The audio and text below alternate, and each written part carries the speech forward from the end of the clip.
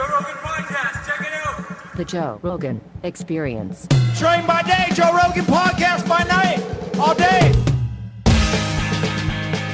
How weird is it to be Dave Smith? It's a little bit weird. It's weirder to be Joe Rogan. You think? Yeah, it's got to be. It's weird. It's weird to be any person in the public eye, but in this time, it's particularly weird. If you're like one of the only people, I mean, the media is so bizarrely compromised. It's so weird when you watch these narratives spin both on the left and on the right. And you're like, is anybody fucking rational? Is anybody looking at in this so few that a comedian like yourself just rises to the top of the heap? Well, it's funny, dude, because since the last time I was on, this has been kind of like the knock on me in a way now. Is that you're a comedian? You're just a comedian. You're this my guy's not emotional an expert. support comedian. That's right. Yes, that's right. Have you ever been It an feels emotional weird. support comedian? It feels weird doing this without Doug, to be honest. Aww. It seems kind of wrong. But that's been like essentially that's like the knock is like, yeah, but you're acting like you're an expert, but you're just some comedian. And it's like, no, that's the point. That's always been the point. Like, yes, I'm just a comedian. I'm not an expert. And still, being not an expert, hand me your favorite Warhawk and I will tear them to shreds because it's actually not that hard. And like, these people aren't really experts either. Well, also the problem with that is these people that are talking about these things are talking about people not being experts while they're not experts. Yeah. There's, what does Doug have a degree in? English? Yeah. Right. Okay. There's Sam Harris is a neuroscientist. Mm-hmm. There's all these different people who have, expertise in one area that is pretty much outside geopolitical, world politics and international relations and chaos and war and the military-industrial complex. And like these are very complex, sophisticated, nuanced discussions that you have to have when you're talking about these things because there's so many different factors at play. There's so much money. There's so much bullshit in terms of like what's the truth, what's the narrative, who's pushing the narrative, who's being paid to push the narrative, which is really weird. There's so many of these fucking online influencers that I don't even think are really human beings that have like prominent accounts. Yep. But then there's also it's a convenient kind of way to dismiss somebody. Of course, instead of addressing the facts. Well, I thought was really funny to me was that so like a few days after the last time after me and Douglas Murray debated on the show, he went on Bill Maher's show. And so it's like after having this whole thing, the whole 45 minutes opening the show about how you comedians don't know what you're talking about. He says don't know what you're talking about while he's smearing two people who he's never heard of and doesn't even know what they do or whatever. But not the best way to make an appeal to expertise. But no, he doesn't have a problem with Bill Maher doing it because he agrees with him. So the issue isn't really being an expert versus being a comedian.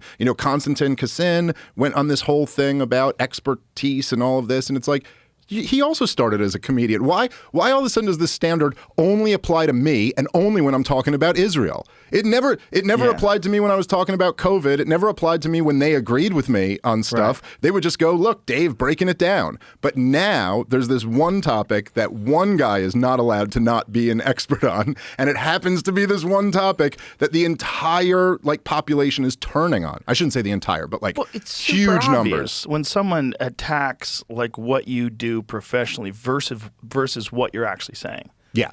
Why not just dispute what he's saying instead of this appeal to authority? Right. You're not an expert. But also, to ask that question is to answer that question. Right, you can only ask me a few things in life that I can give you definitive answers on. And even then, I might have to refer to expert. If you want to ask me about judo, I've been doing jujitsu since 90. I think I started in 97, somewhere around then. 96, maybe. I don't know shit about judo. Right. I know how to do a few hip tosses, but when someone is doing something, I don't even know what it's called. If I go haragoshi, I might get it wrong because haragoshi might be legs on the outside versus leg on the inside. Wrestling, I got to defer to DC. You know? So even in martial arts, I'm not totally an expert. Yeah, and then there might be somebody who is like totally an expert, like say, a wrestler who went to the Olympics, right, and was like a total expert, or a coach or something like that, total expert in wrestling, and they could still get something about MMA completely off, or jiu-jitsu. Right, because it happened it's like, in the last fight, in the last UFC card. Daniel Cormier didn't know about the dead orchard. So he thought this person was fine because they had two arms in while they're caught in a triangle. I go, no, this is a real submission. This is fucking dangerous. Like, there's this guy, Nathan Orchard, who figured out how to do a triangle with two arms in, and it's replicable. A lot of guys do it now. And I think it was a lady at the last UFC had it. And I was like, oh, shit. And Daniel didn't know it yet. There's a couple other things, like the buggy choke. If you don't know about jiu-jitsu and you see a guy who's on his back and he's getting smothered, but all of a sudden he reaches under with his leg, and I'm going, oh, and you don't know what's going on. Like, that's a fucking choke, like a really dangerous one. Ty Ruotolo gets you in that, you're Fucksville. You know, there's guys, so it's like, there's areas of expertise, even in areas that I'm an expert in, that I have to call on other people. Like, this is a stupid argument. Like, what are the facts? Does that submission work? Is that genocide? Right. Like, what is, what's going on? Were you funding Hamas? Is Hezbollah a proxy of Iran? Did Iran get the money to do this when Biden released the funds? Because who's allowed to be an expert on all these things? Yeah, and then of course there are things like do you support lockdowns? And like, in order to have, say, an expert opinion on this policy, it's like, okay, well, you'd be like, they'd say we're following the science. So in other words, they have an epidemiologist or something like that who's arguing lockdowns will cut down on the transmission of the virus. Forget they turned out to be wrong, but leaving that aside, you're like, okay, but are they also an economist? Are they also a specialist, a sociologist, a specialist in childhood development who would tell you what closing the schools? Oh, who's the person who has expertise in every single one of those fields? Doesn't exist. There isn't an expert in all of those fields. You know what I mean? That was the problem with that time, because that time everyone was so fearful. And the news was pushing fear. And it was clearly a narrative. I forget who it was, but some health official was being interviewed recently, and he said that during 2020 that Anthony Fauci said to him, the problem is Americans aren't scared enough, which is crazy to say. It's a wild thing to say, that your goal is to make people more fearful. So you're trying to put out a narrative that makes people more fearful, which, by the way, fucks with your immune system in a gigantic way. Not good at all to be scared. I don't know how many people got really, really, really sick from COVID because when they got it, they freaked the fuck out and they couldn't sleep and they thought they were going to die and they were riddled with anxiety. And that makes you attack people around you, and then you look for a solution. And when these trusted institutions, which up until 5 fucking years ago, I was 100% on board with everything, with vaccines, with every medical innovation other than psychiatric medications, which I think are pretty much overprescribed. All of a sudden, everyone's like hoping these people have the answer. So anybody who's like, but there's this guy Jay Bhattacharya, he's also an expert. No, fuck you, fuck you. It's like an anti-science, trust the science, COVID denier, vaccine denier. It just became this fearful because everybody just responded to the fucking media, because everybody's too tuned in to all of this negative shit, man, all day long.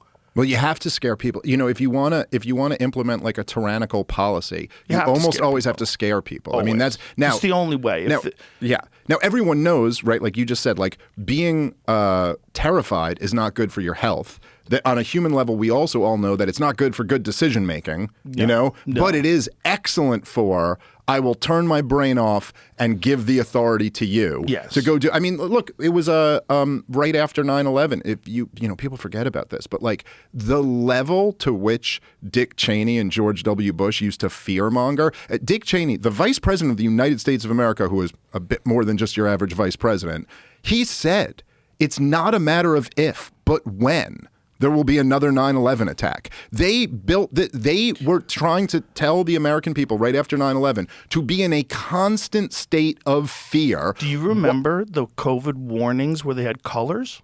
or Yeah. excuse me, the war, The terror warning where they had colors. The threat level or Yeah, whatever. colors. Yeah. And then one day they'd be like, it's up to yellow. Yeah. And everyone, and I mean, we were really still traumatized from 9/11. But the Yeah. thing about it is that they knew what they wanted to do. They Yeah. knew the policy they wanted to start embarking on. And it was the mix of they hate us, the big lie, which was they hate us for our freedom, which was like really the big lie after 9/11 was like, because the American people very organically wanted to know what the beef was. Like 9/11 happened, everybody was like, yo, why do they hate us? Right. What's this beef about? And their answer was they hate you for your freedom. And by the way, this is going to happen again. So be terrified. Second off, understand that they're so irrational that their beef with you is that like your grandma can go to the grocery store. So what do you do with that other than say what the American people said, which is George W. Bush, you have a blank check to go attack whoever you want to and we'll support you.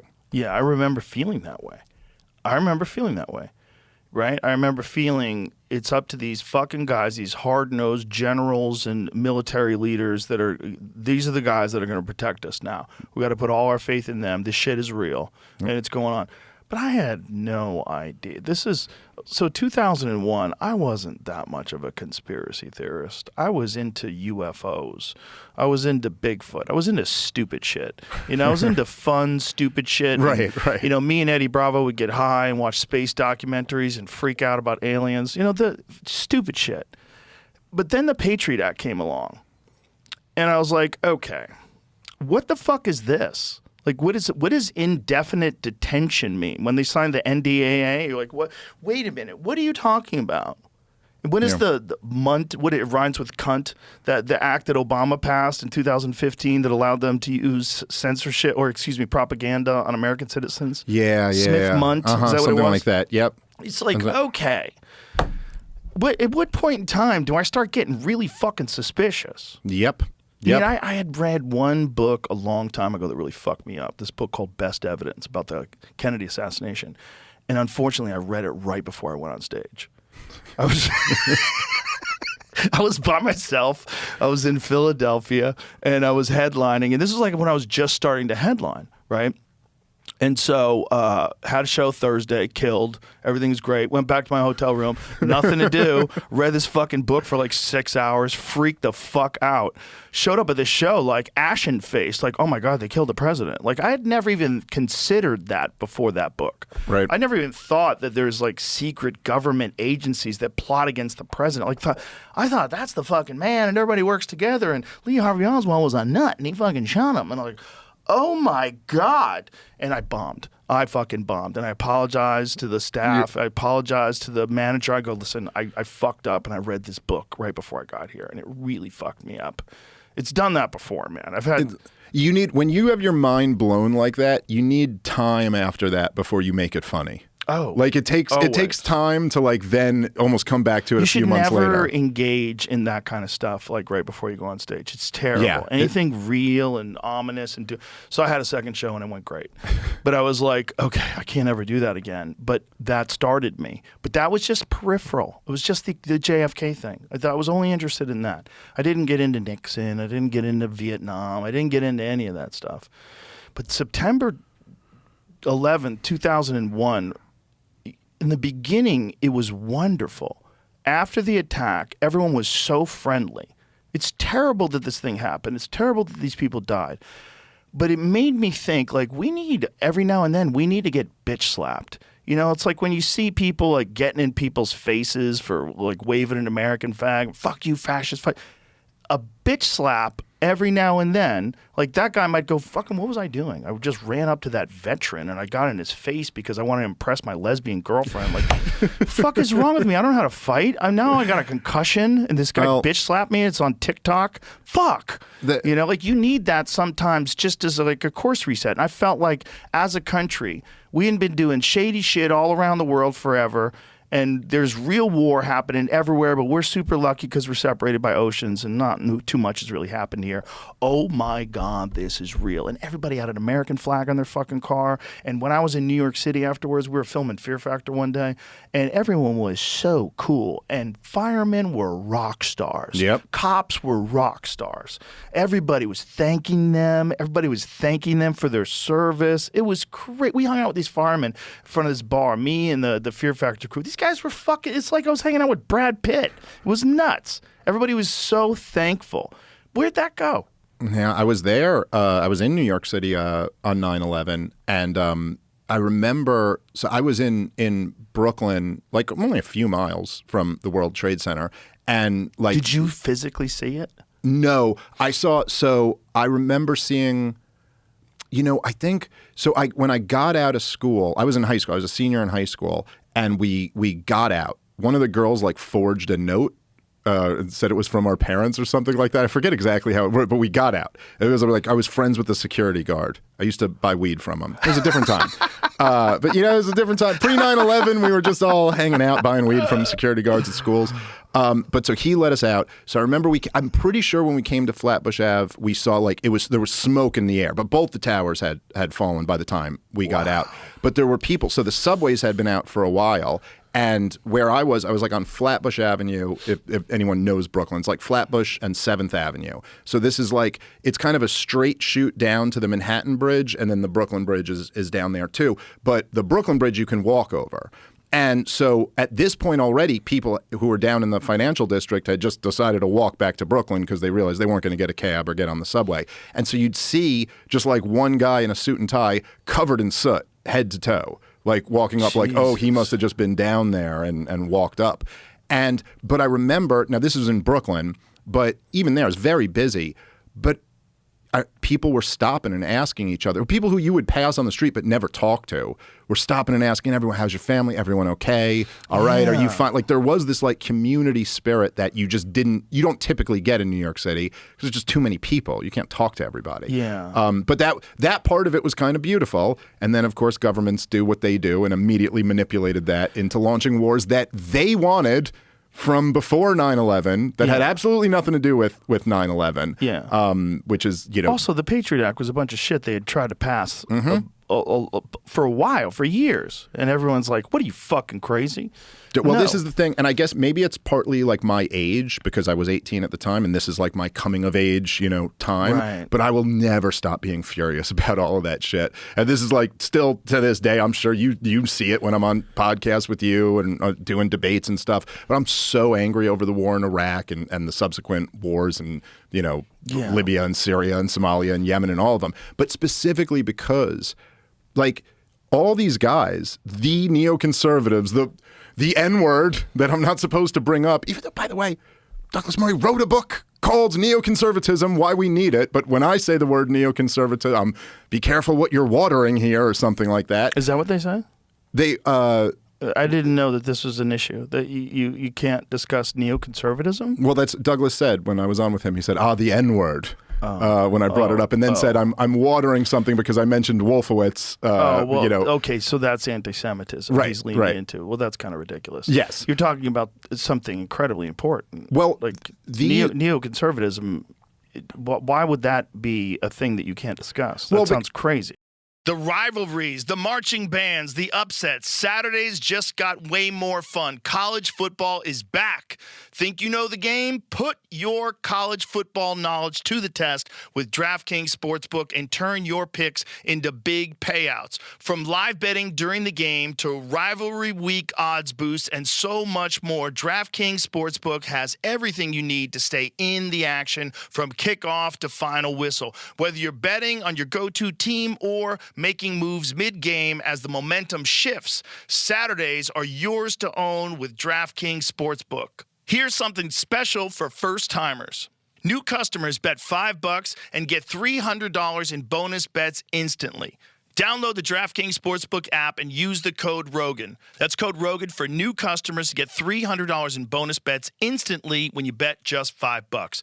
In partnership with DraftKings Sportsbook, the crown is yours. Gambling problem? Call 1-800-GAMBLER. In New York, call 877-8-HOPE-NY or text HOPE-NY 467-369. In Connecticut, help is available for problem gambling. Call 888-789-7777 or visit ccpg.org. Please play responsibly. On behalf of Boot Hill Casino and Resort in Kansas, 21 and over. Age and eligibility varies by jurisdiction. Void in Ontario. Bonus bets expire 7 days after issuance. For additional terms and responsible gaming resources, see dkng.co/audio. Well, I mean, I'd say the answer is that those guys got into power. They really hijacked American foreign policy after 9/11 because they happened to all be in power in the Bush administration. Then 9/11 happened on their watch. But if you go back and read the shit they read, and I will never stop talking about this because it's just too goddamn crazy. But if you read all of these guys, the guys who were in the George W. Bush administration, I mean, like the signatories on the Project for a New American Century, which was their think tank, the PNAC as it's called, were like Dick Cheney and Donald Rumsfeld and Paul Wolfowitz and Fife and Richard Pearl and David Wormser and the whole group who took over the government were all, and they wrote explicitly in the Project for a New American Century that they were like, look, okay, the Soviet Union has collapsed. We are, for the first time in human history, like the lone superpower in the world. So what we should do right now is fight multiple wars, because no one threatens us, and so therefore we should fight multiple wars. Right now we have an opportunity to remake the world, overthrow the old Soviet sock puppet states, install our own states there, and guarantee, as the name says, the new American century of dominance, the 21st century. And they specifically said they want to overthrow Saddam Hussein, and then they specifically said and now this is something that the 9/11 truthers really held on to. I'm not sure. I think they might be overplaying their hand a little bit here, but they say, there's one document in the Project for a New American Century, you can find it online, where they straight up say, they go, now look, this is what we want to do, but we're unlikely to get mass American support for it short of another Pearl Harbor type event. And so a lot of people like Alex Jones and a lot of the 9/11 truthers would point to this phrase and go, see, this is the proof that they knew they needed another Pearl Harbor, so they planned their own Pearl Harbor. Now, that is not necessarily true. It doesn't necessarily prove that, but it certainly does change the way you think about their mind state when they sit there watching the towers get attacked. And they all, at the very least, they all went, we got it. You know, Alex Jones predicted 9/11 in July. Yeah. But that's not quite as unique as I think some people think it is. Really? Well, like people, so like you ever hear how he said it? Yeah, I've heard the clip. It was pretty good. I mean, I'm not like taking anything away from that. He was right, but there were a bunch of people who predicted it. Ron Paul himself predicted it perfectly. Did they predict planes into the towers? Let's just say, no, I don't know about that. That is pretty impressive. But at the same time, you know, but planes had never flown into towers before. That's true, but the World Trade Center was attacked by Al-Qaeda guys in 93. It's in a Biggie song. Yeah, that's right. Yeah. Adrian Appalucci has the funniest joke about that. Was it 93? I believe so. Do you ever hear Adrian's joke about that? No. So I don't want to butcher it on your show, but Adrian Appalucci is a hilarious comedian. But she had a joke about how, you know, in that song where Biggie goes, time to get paid, blow up like the World Trade, but they bleep World Trade now. And then her bit is how they didn't bleep, like he was talking about the first one, but they bleep it because of the second, you know, because the towers came down. But then her bit is just like, you go like, that wasn't enough of a tragedy to make it bleeped. It's like it's like only a few people died. Like it was cool. But then when a lot of people died, she's a phenomenal joke writer. Well, it was a different time. Back then, they would have never bleeped anything. They didn't bleep the N-word. They didn't bleep anything. Yeah, you know? it was the Wild West. Well, it's weird when you hear about, so I don't know if I fully buy into any of this, but as a caveat before I get rolling. But when people discuss the intelligence agencies and their role in hip-hop, especially gangster rap, like I remember the very first time I listened to NWA, and I think I told Ice Cube when he was here, I was on a fucking Stairmaster in Revere, Massachusetts, and I was listening to Fuck the Police. I was like, fuck the police, coming straight from the underground. I was like, what is this? It was a cassette Walkman, or maybe it was a CD, but it was probably a cassette Walkman. And I was like getting my cardio. They were better for working out. They didn't skip. They got good with the CD after a while. It didn't skip, but you had to set it on. You had to set it on the treadmill. And you had to hit that like shock mode thing, right. and then that would eat your battery so quickly though. Like you'd get 3 songs in and be like, all right, you have to go to the gym with like spare batteries. Still, to me, it was so insane that I could carry music with me to the gym. Like that's incredible because you'd go to the gym and it'd be like the worst Poison song playing. No disrespect to Poison or something. Like, God, I can't get into this. I'm trying to get pumped here, man. This is fucking bullshit music. Like someone's in charge of the station that they pick on the radio, just to be able to carry it. But that moment of hearing that music, I was like, this is celebrating crime and murder. Like this is nuts, and murdering prostitutes and like this is crazy that this is like a major record label put this out. And I was only 21, and I was just sitting there going, I can't even believe this is real. And then I got really into it. Like I got really into Ice Cube, really into Ice-T. I'd listen to that when I was delivering newspapers. It was like gangster rap was like a completely different thing. So then cut to when people start digging into it, like intelligence agencies there's a weird book on intelligence agencies and their role in rock and roll music in the 1960s. The book about Laurel Canyon. What is it? Strange Things. It's very interesting. I don't know if I buy it. Eddie Bravo's all in on it. I don't know if I buy it, but there's a lot of like weird connections to the intelligence community and music, particularly hip hop and particularly gangster rap. And if you want to get really dark, you would say if you want to fill your private prisons up, what better way than have very popular music encouraging encouraging crime, encouraging outright celebrating crime and violence.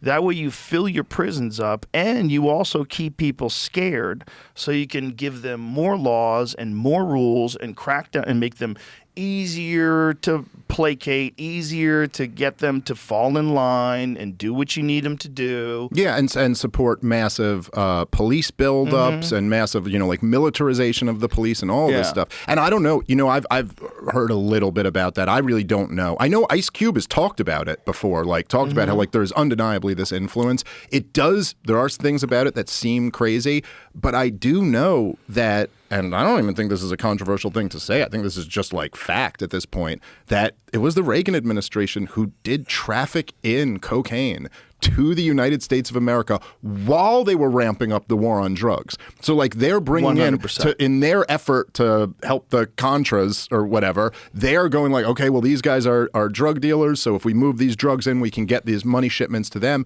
And then you're sitting in they're creating the conditions for the crack epidemic to explode. And then they catch one guy with a few rocks on him and they're throwing him in jail for decades. It's like just that alone, just that one piece of information, you'd almost, if you're like in a sane world, you'd go like, oh, so the people had a revolution and overthrew that government and publicly hung all the politicians involved, and then we started over from new. And you're like, say no. No, they lionized that guy. Still, for decades afterwards, the Republicans at the RNC, you bring up Reagan, and they go, our hero, Ronald Reagan. Like, the fact that that isn't enough to go, well, this guy should be remembered like as a monster. Do you think they tell Reagan that they're selling crack in the hood? I don't think know. they do. I do not think. I do not think the intelligence agencies let that information that far up the chain to a guy who's only in there for 4 years before he has to get reelected. Fair enough. Not a chance. But George H.W. Bush definitely knew. Yeah, that guy knew for that sure. Guy knew. He fucking signed the docket. That guy was all over that. He was all over. He was the head of the CIA. He was their guy. Yeah, he was the head of the CIA. Moved in. Right. So, but again, also you get to a certain point when you're president. I think this applies to Donald Trump in a lot of ways too, where it's like, it's your responsibility.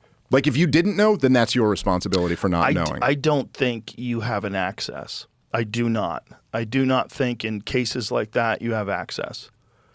I think if they're doing something like selling crack in the hood and using the money to fund the Contras, there's no fucking way you could ever kosherize that.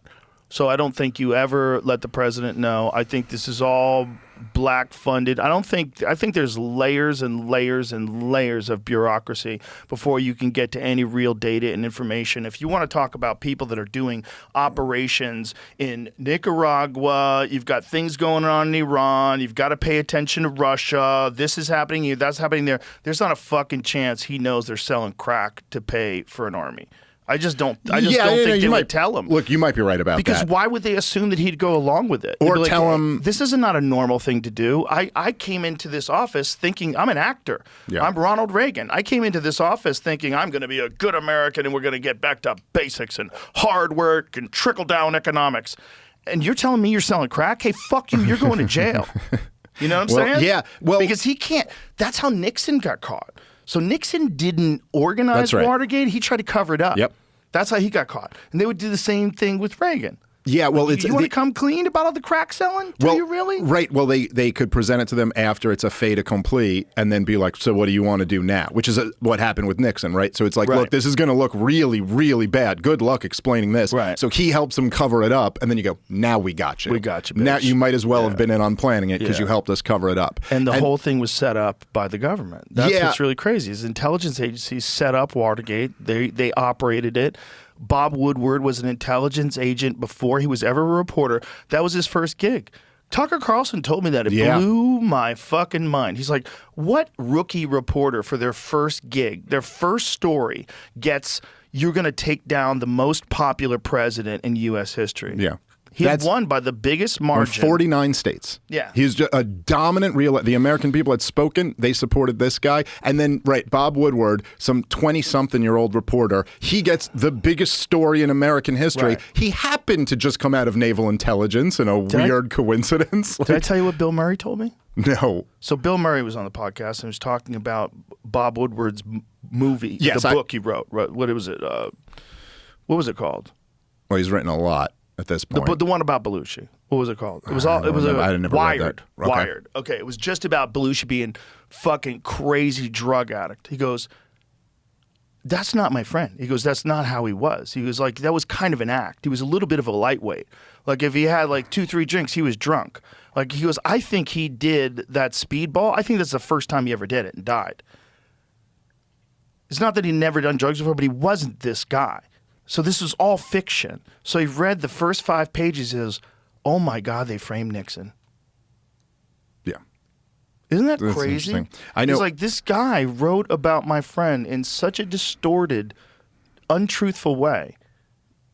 Now I have to think about what he discovered with Nixon. Yeah. 'Cause now I know what kind of person this is. Yeah, my good friend who I mentioned quite a bit, but Scott Horton, who is I think the best foreign policy voice in the United States of America, and he wrote the best book on the terror wars called Enough Already, and the best book on the war in Ukraine called Provoked. But so Bob Woodward's latest book came out, and I remember he told me about this, but so he just happened to be writing his book on Ukraine when he saw this new Bob Woodward book came out, and they had a quote in it. I believe it was a Sergei Lavrov quote, who's like Putin's, right-hand man. And Scott said he's reading it, and he goes, this quote's all wrong.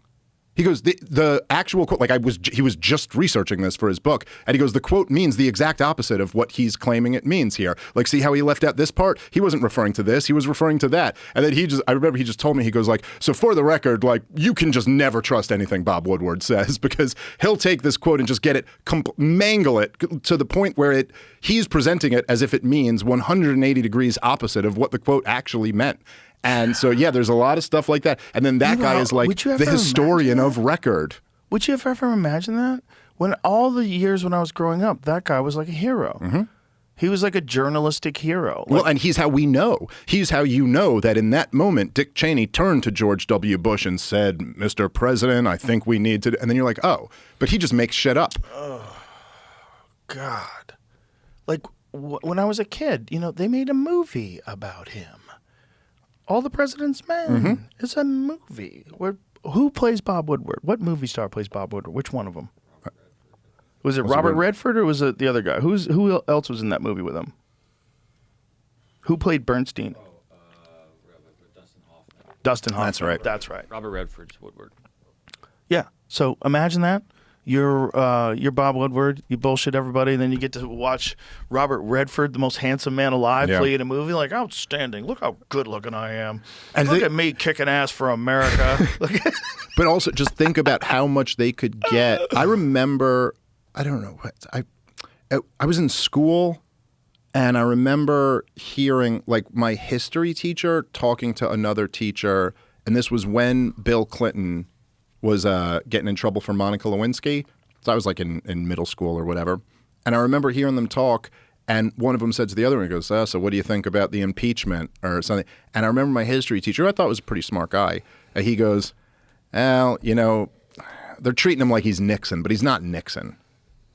And essentially what that meant, like what he was saying was like, well, Nixon is the most corrupt president who ever lived. Right. Bill Clinton just got caught cheating on his wife. Like that's not as big a deal as being the most corrupt. But they just made that like the thing that everybody knows. Like, well, we did have this one corrupt president, but the system works. That's the lesson. The system works, and it got him out of there. Before the internet, it works. I think it's like very hard to make that same system work the same way now. No, I completely agree. I mean to say that the narrative that everybody accepted was but the system works. Like it figured out that he was corrupt. They had him step down. They got him out of there. When really the answer is much more like the intelligence agencies took over the United States of America in a hostile coup against John F. Kennedy. And then Nixon comes in like a few years later and is like essentially taken over as well. But they get the American people to believe that like what that was a corrupt president being ousted. This episode is brought to you by ZipRecruiter. There is such a thing as having too many options to choose from, like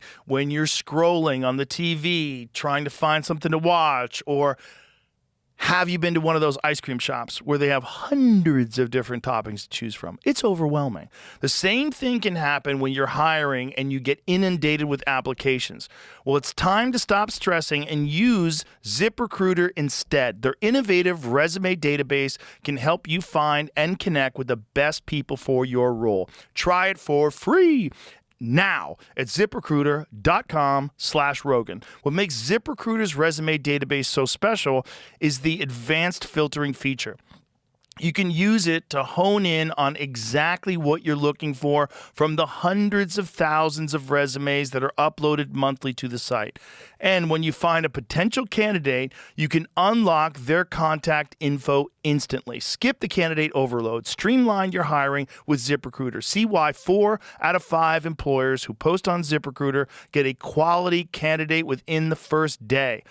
Just go to this exclusive web address, ZipRecruiter.com/Rogan. Again, right now, try it for free. Again, that's ZipRecruiter.com/Rogan. ZipRecruiter, the smartest way to hire. Well, it's also easy to frame Nixon that way because he's ugly, right? He's not a good-looking guy, and it was just after Kennedy. Look, when Muhammad Ali retired, Larry Holmes couldn't get any love. And one of the reasons why Larry Holmes is one of the best heavyweight champions of all time, couldn't get any love, is because he beat the fuck out of Muhammad Ali. And everybody was sad. And everybody hated him because of that. And you're never, like, if you're Nixon and you're following JFK who got shot in the fucking head, we got assassinated, someone assassinated the greatest president of all time, this good-looking guy who was going to really change things and didn't believe in secrecy and was talking to the American people like we have hope and dreams. He wants to put us on the moon, and he got shot in the head. Now we got this ugly fuck.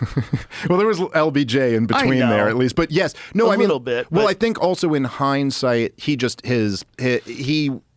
wasn't that good looking. He also came off as kind of I was going to say he's figure. Also very authoritarian. Yeah. Which is, unfortunately, when you have a society where you do have ubiquitous crime, you do need some kind of an authoritarian leadership. Not saying you need tyranny, not saying you need a dictator, but you need fucking laws and you need rule of law. And sometimes those people come off very harsh and very uncaring and unloving, and the total opposite for like the reason why people voted for Jimmy Carter, I think, because Jimmy Carter represented like a genuinely sweet, good guy. Right. But like, look how that presidency was a disaster because they were all working against him for sure. And on top of that, it's like hard to you gotta be a bit of a hard ass if you want to run the world. But the way Nixon did it, we're still suffering through that today. That motherfucker, he's partially responsible for that sweeping Schedule 1 Act of 1970. When they did that and they made everything illegal, everything Schedule 1, including things that are 100% medicinal, like marijuana, all that fucked up society, and they did it specifically to target the anti-war movement and to target the civil rights movement. specifically. So it's not like Nixon was the best. Oh, no. Oh, what he did was fucking horrible. Nixon had a lot of policy failures, and I would put the number one, and I completely agree with you. I mean, launching the war on drugs was a disaster, but taking us off the gold standard was one of the worst policy decisions in the history of the United States of America. That is, we're so many of the problems we face now is because of that. And people could say, like, I've heard Pat Buchanan defend Nixon on this before. Pat Buchanan was in the Nixon administration. He was a speechwriter for him. And he was like, well, look, what were we going to do at that point? And so he was basically saying, because what happened was essentially, so you had like the Bretton Woods Agreement, which started after World War II. Or actually, I'm sorry, it started at the very end of World War II. It was in 1944, where they had the Bretton Woods Agreement, where they could kind of see where World War II was going. And it was basically like, okay, well, all of Europe is destroyed, and a lot of Asia is destroyed, or not yet. I guess this is 44, but it was getting there. And America had, at least on the homeland, hadn't really been touched. And we had like a wild amount of the world's gold. And so the deal was essentially that like we will peg the dollar to gold at $35 an ounce. Everyone else can peg their currency to the dollar. And then the dollars are refundable. You can get an ounce for $35. And so that, was whatever. There were problems with the Bretton Woods Agreement, but that was what stood from after World War II so from 1944 to 1973 or 1971 when he took us off the gold standard. And so essentially what happened was through the 60s, we started cheating. And it became very obvious to the world that we were like, in the 1960s, you're like, you have the Great Society. So we created Medicare and Medicaid, and we went to the moon, and we were fighting the war in Vietnam, and we were just printing money for all of this, which is, what we still do to this day. But so essentially the Europeans started looking at us, and they were like, I don't think you got enough gold to cover all these dollars that you're printing around. Wasn't that a thing where they were going to, like, do an audit of Fort Knox that we never heard about? Well, what I know is that I'm pretty sure it was the French, might have been the British too, but it was definitely the French. The French basically called our bluff. And they just went, okay, we'll take gold. We got all these dollars. We'll take gold. We get an ounce for every $35 dollars that we have. And we have quite a lot. And that's when Nixon went, no. Like, no. He just basically defaulted in front of the entire world, and he said he's temporarily suspending the convertibility of dollars into gold, and they framed it as like, the French are attacking the stability of the dollar. Really, all they were doing was calling us on our agreement. We owed it to them. We're like, we got so much gold, bro. So Pat Buchanan says, defending his boy, Richard Nixon, he goes, well, what were we going to do at that point? Let him clean us out of all of our gold and just not be the dominant power. But I think the retort to that is, yeah, like that's what you should have done, because the decision to go off of the gold standard essentially just said, well, now there's no more even pretend limits on government. This is why Ron Paul, who, happy birthday to the greatest living American hero, just turned 90. And I was just at his birthday party a few weeks ago. And damn, look at you partying with Ron Paul. Dude, that dude throws it down. No, I'm just kidding. It was very nice though to see him. Tulsi Gabbard was there, which was cool. But so essentially, right, that was the last restraint on government, is that at least even then, even under Bretton Woods when we're cheating, at least there's some feeling of like, well, don't cheat too bad. Because they could maybe try to, count the gold. Right, exactly. Yeah. But after that, it was off to the races. And this is why Ron Paul ran for Congress. It was when Richard Nixon took us off the gold standard. And then he was like, this is going to lead to big government. This is going to be the era of big government. So he was going to run to try to stop that. And he was completely right. This is what has really destroyed everything, is that there's just no, and it's a big part of the reason why I'm so angry about all these wars too, because it's all related. The Federal Reserve was created in 1913, or the Federal Reserve Act was signed into law by Woodrow Wilson in 1913. And then in 1914, I think is when it actually got up and running. And in 1914 is when the income tax was passed, also signed into law by Woodrow Wilson. And 3 years later is World War I. Like 3 years or American entry into World War I. So it's like, this is the banking system and the tax system are very like interrelated with the warfare state. Like, you need this stuff in order to fight wars.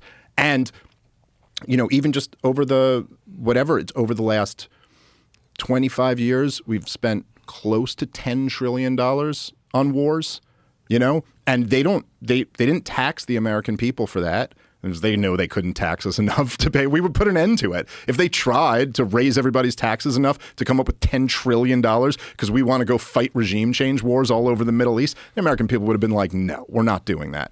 But they didn't do that. They kept taxes where they were. I think they even cut some rates during those years, the top rates. And then they borrowed the rest, and they still couldn't borrow enough, so they just print the money. And then essentially what happens is that the price of everything just goes up and up and up. And you just put more money into the system, and then people start looking around and going like, geez, why is the price of housing and healthcare and energy and childcare totally unaffordable? And the answer is because you're paying for the war in Iraq. And nobody thinks about it like that. But that's really what's going on.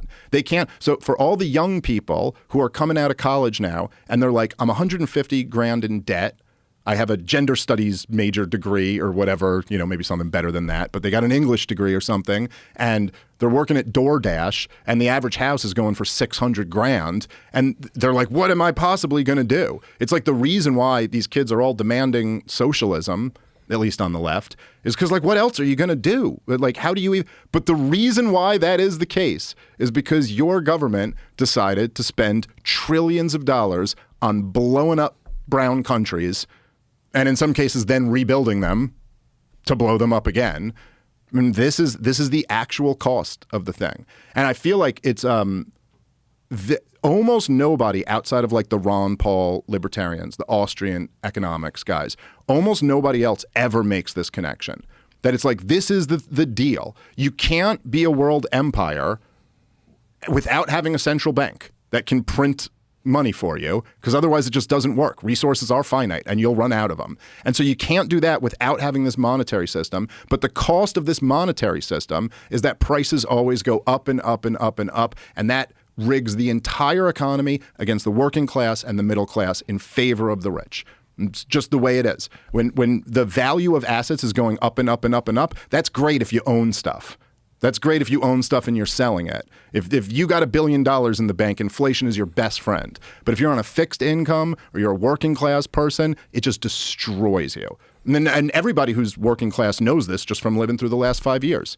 But, you know, your grocery prices go up 30%. That is... You know, that's you know, people have this idea that there's like economic issues over here, and then there's like social issues over here, or there's foreign policy over here, but it's all one thing. You know, the prices of groceries go up by 30%, and families get destroyed. Men swallow pistols. Kids grow up without fathers. Like, that's the cost of this shit, and that's what we're living through now, and what we'll continue to live through as long as we have a government that it spends way beyond our means. Like Dr. Ron Paul used to say, when you spend beyond your means, you're destined to live beneath your means. And we have an economy that's built around doing the exact same thing it's always done, right?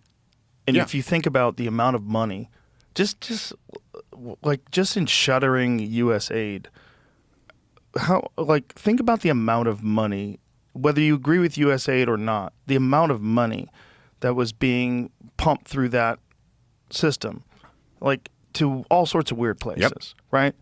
There's when the Department of Energy gave out $93 billion in loans in the months between Biden losing, or Kamala losing rather, and Trump taking office. Like, where's that?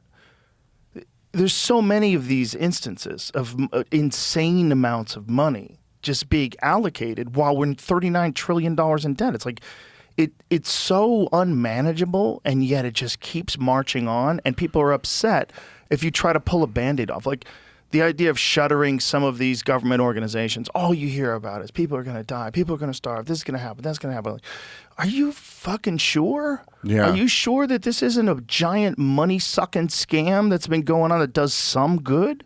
Yeah, well, that's most of it, right? Yeah, well, like, number one, yeah, if you go, hey, I think, which, by the way, no one in Congress, I mean, short of like Thomas Massey, maybe Rand Paul, but like no one else in Congress is even like suggesting an idea so radical. But if I were to throw out the radical idea that we should go back to pre-pandemic level spending, so Go all the way back to the crazy year of 2019 when it was anarchy or whatever. That was just, they'll all tell you the world's going to end if we do that. Yeah. And even when they're making up these absolutely ridiculous, claims about how many people are going to die if you cut government spending, which is all just totally absurd. But then they never seem to go like, well, how many people are going to die if I keep letting DC have all these war-making powers? How many people are going to die if the president is able to fund a proxy war whenever he wants to? I mean, look at this shit, dude. I took so much, whatever. I'm not. But I took a lot of heat for the stuff I said on the show here a few years ago about the war in Ukraine. And look at it now, dude. And I don't think they're about to end the thing. I think which we could talk about, but I think they're putting poison pills in these negotiations already. That's what it looks like to me.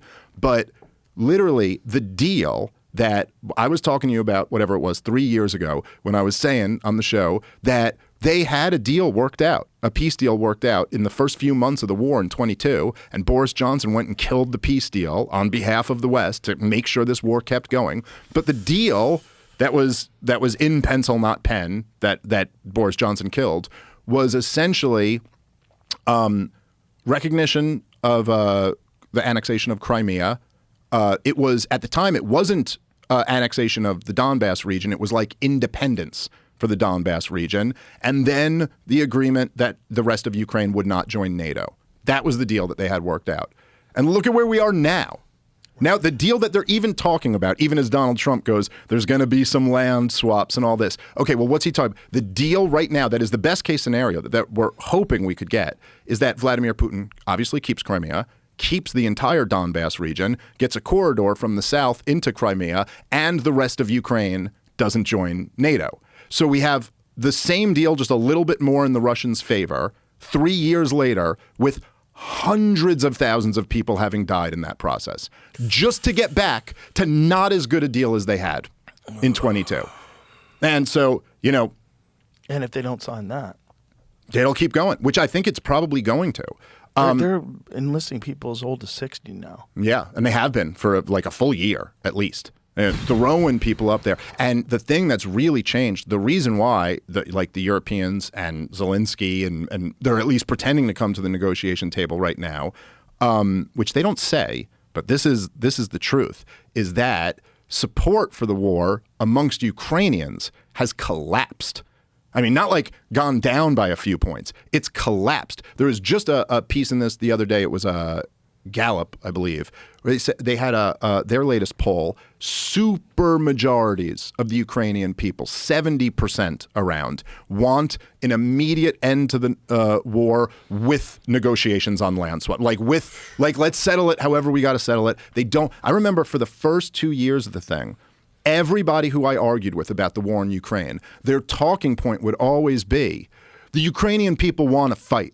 And who are you, Dave, to tell them that they don't have a right to defend themselves? And then I would respond by saying, like, yes, it's true the Ukrainian people want to fight, but like, might that have something to do with the blank check that they've received from the world and the backup of the entire world? It's a different proposition to go like, do you want to fight if John Jones is at your back and goes, I got your back, dude, let's go fuck these guys up? You're like, hell yeah, I want to fight. But then John Jones leaves, I might be like, let's talk about this, but now the Ukrainian people don't want to fight. And by the way, I never believed any of that because I don't, I have my own libertarian views on things. And I'm like, if you're telling me the people want to fight, like, well, why do you got to conscript an army then?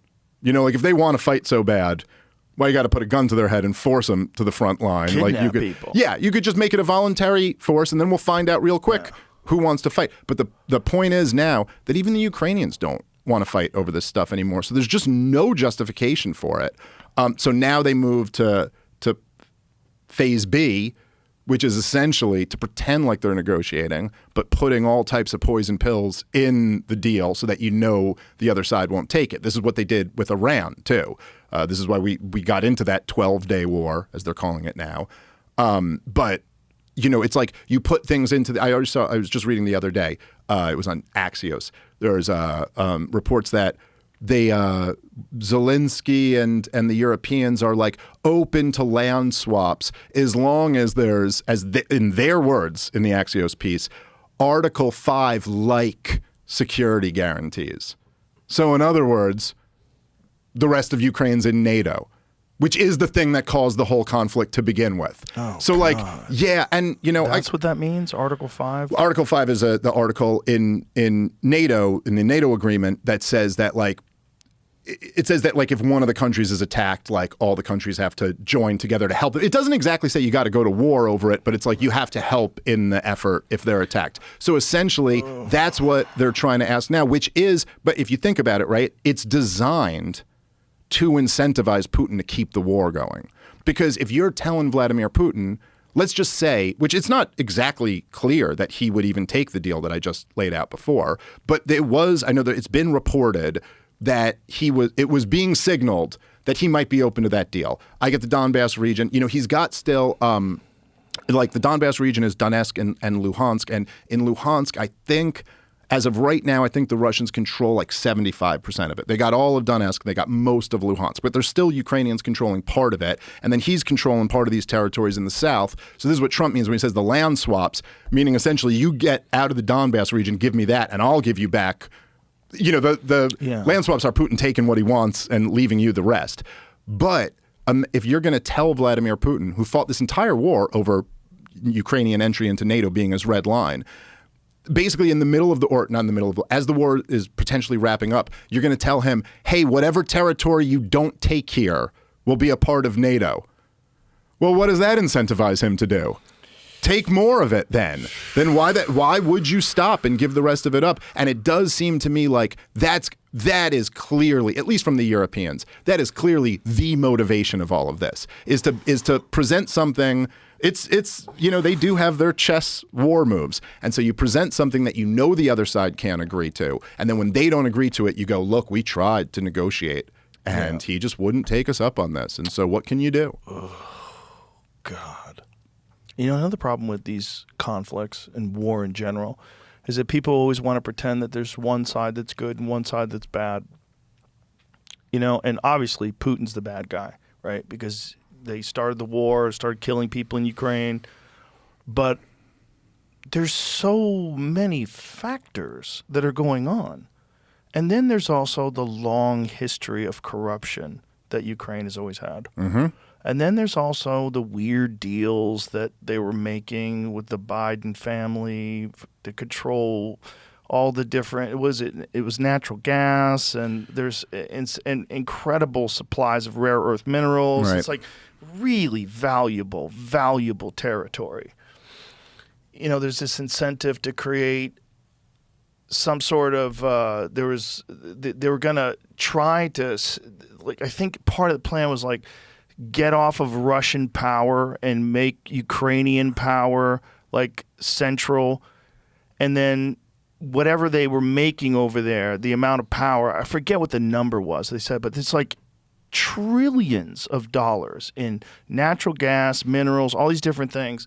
And we're supposed to pretend that that's not also a part of the motivation? Like, didn't even Trump say something about a deal that they were doing with Ukraine that involved... Yeah, he got sucked into this talk about the rare earth minerals stuff. And, you know, it's Donald Trump. It's like his weakness because, you know, there's a lot of great things making about deals. Yeah, there's a lot of great things about coming from a business background. But then there's like the weakness of it is that he's always attracted by like, you're like, hey, Gaza could be beachfront property, you know, and he's like, ooh. And you can just see him like come alive with these ideas. Yeah, it's always this stuff. But then the problem is that, you know, and look, I've been very harsh on Donald Trump over the last few months, but I think he deserves it. And I think this administration is failing on so many levels, so profoundly, especially given the opportunity that they had. But, you know, I heard him the other day. He called into a Fox News show, and he was like telling the story of the war in Ukraine.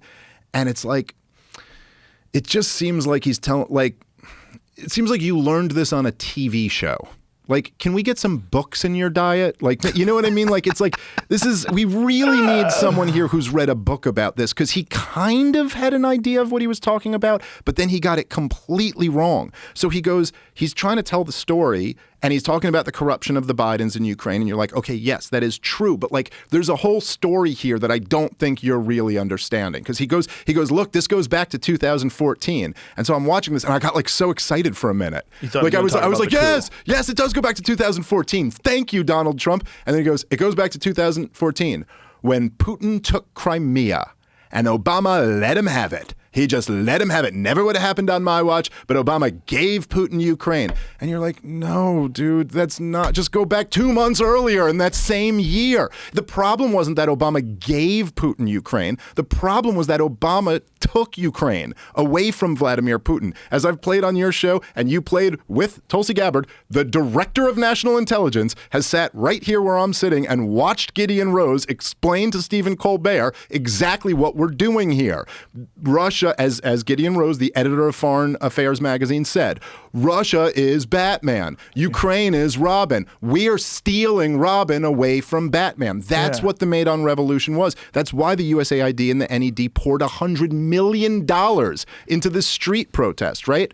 And so they overthrew the government, and then a bunch of the former Ukrainian prime ministers started floating out that we should tear up the Sevastopol lease in Crimea, because, you know, this is Russia's only year-long warm water naval port. They've always had it. This was their agreement. They had like a 50-year lease or something like that. But after the West backed a coup that overthrew the government and put in a pro-Western government, they started talking big, like, well, maybe we'll tear up that lease. And we will. And so Vladimir Putin went, no, I'll just take it.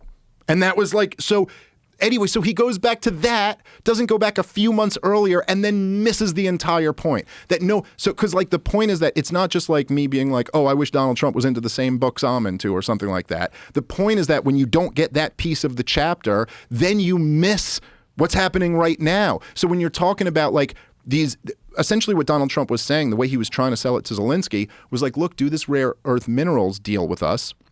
And this is kind of like a security guarantee. It's not exactly a security guarantee, but if we're in business with you and then Putin's trying to fuck up our business, hey, he's picking a fight with us too. But the whole point is that that's exactly what caused this whole catastrophe. Vladimir Putin and the entire Russian elite have been crystal clear about this, that they go, look, we can tolerate a neutral Ukraine. We could tolerate NATO up to Ukraine. Ukraine is neutral, and then there's Russia. We cannot tolerate Ukraine being a part of America's military alliance. That's a step too far.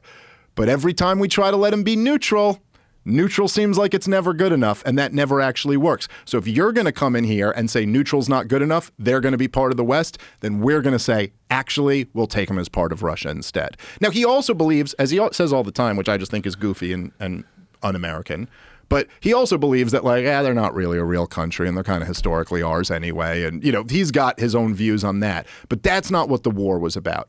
And everybody, you know, and when I was here, which I was very excited to do because I'm, you know, a weird romantic and have a dash of autism or something like that. But where I was really excited because me and Douglas Murray are going to debate this issue. Right. And I remember when he first goes, the war had nothing to do with Ukrainian entry into NATO. And I was like, okay, well, let me just hit you with 2 points real quick. Number one, the head of the CIA, you know, during all the years of Joe Biden, when he was the ambassador to Russia, he wrote the Nyet means Yet memo. He literally said that this was all what it was all about and that Russia didn't want to do this, but they would if we kept pushing Ukrainian entry into NATO, and we did keep pushing it. And then I said the other one was Stoltenberg, who is not anymore, but was the head of NATO while this was happening. And he said that Vladimir Putin sent them in writing a draft treaty that all you have to do is put in writing that you will never bring Ukraine into NATO and I won't invade. And then he bragged that we said no. And then he invaded. But so I said this to Douglas Murray, and I was kind of curious. Like, I was like, what's his response to this going to be? Like, what is he going to say back to? Maybe he's got something I've never heard before that I'm going to have to be like, oof, shit, I got to consider that. And his response was, a libertarian quoting the CIA, I see. And you're like, wait, so that's your pivot is to I'm a hypocrite somehow, which isn't even hypocrisy. Like, yes, I think the CIA should be abolished. I also think it's relevant when the head of the CIA admits what the war was all about.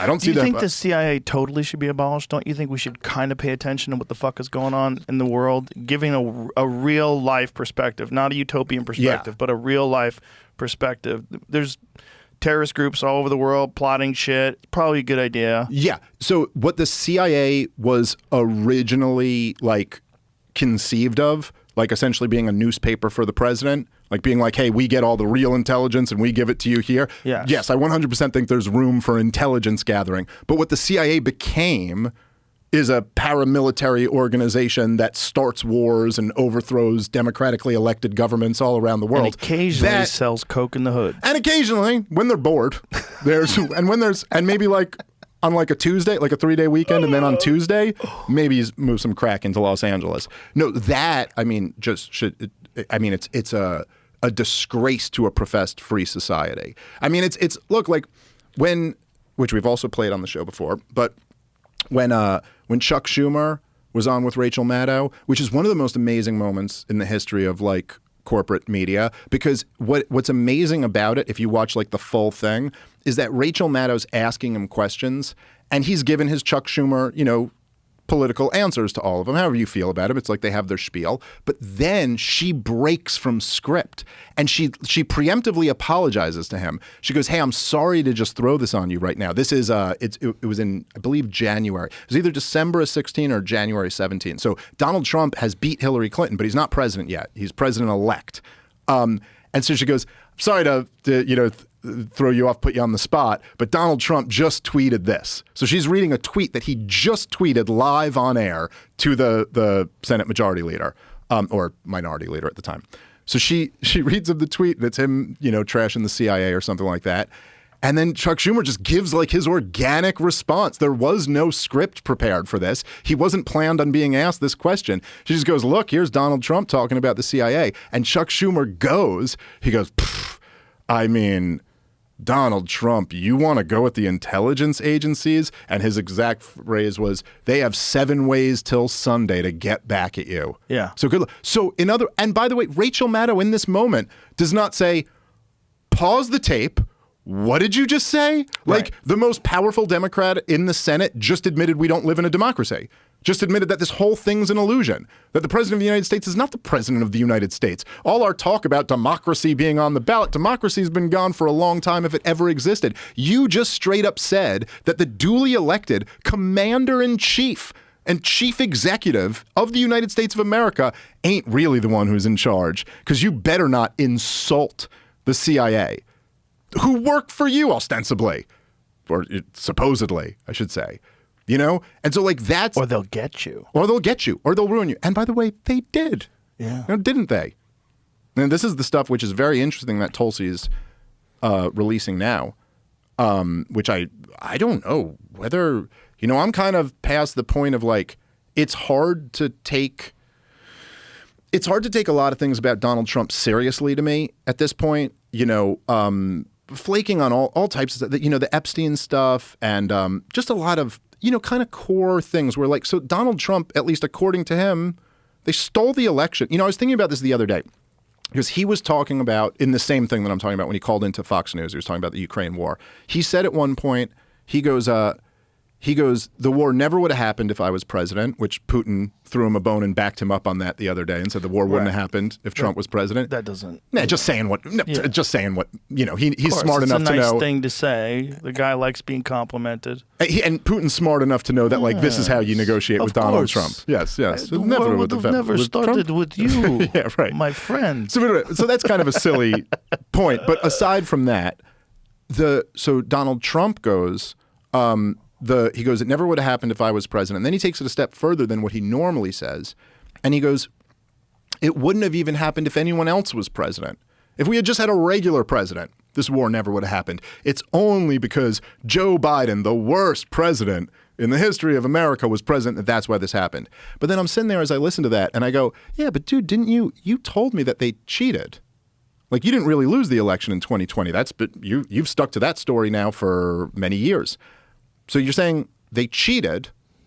You're making a similar claim here. They overthrew democracy. They installed Joe Biden, and a war where hundreds of thousands, maybe well over 1 million people have died, happened because they cheated the election."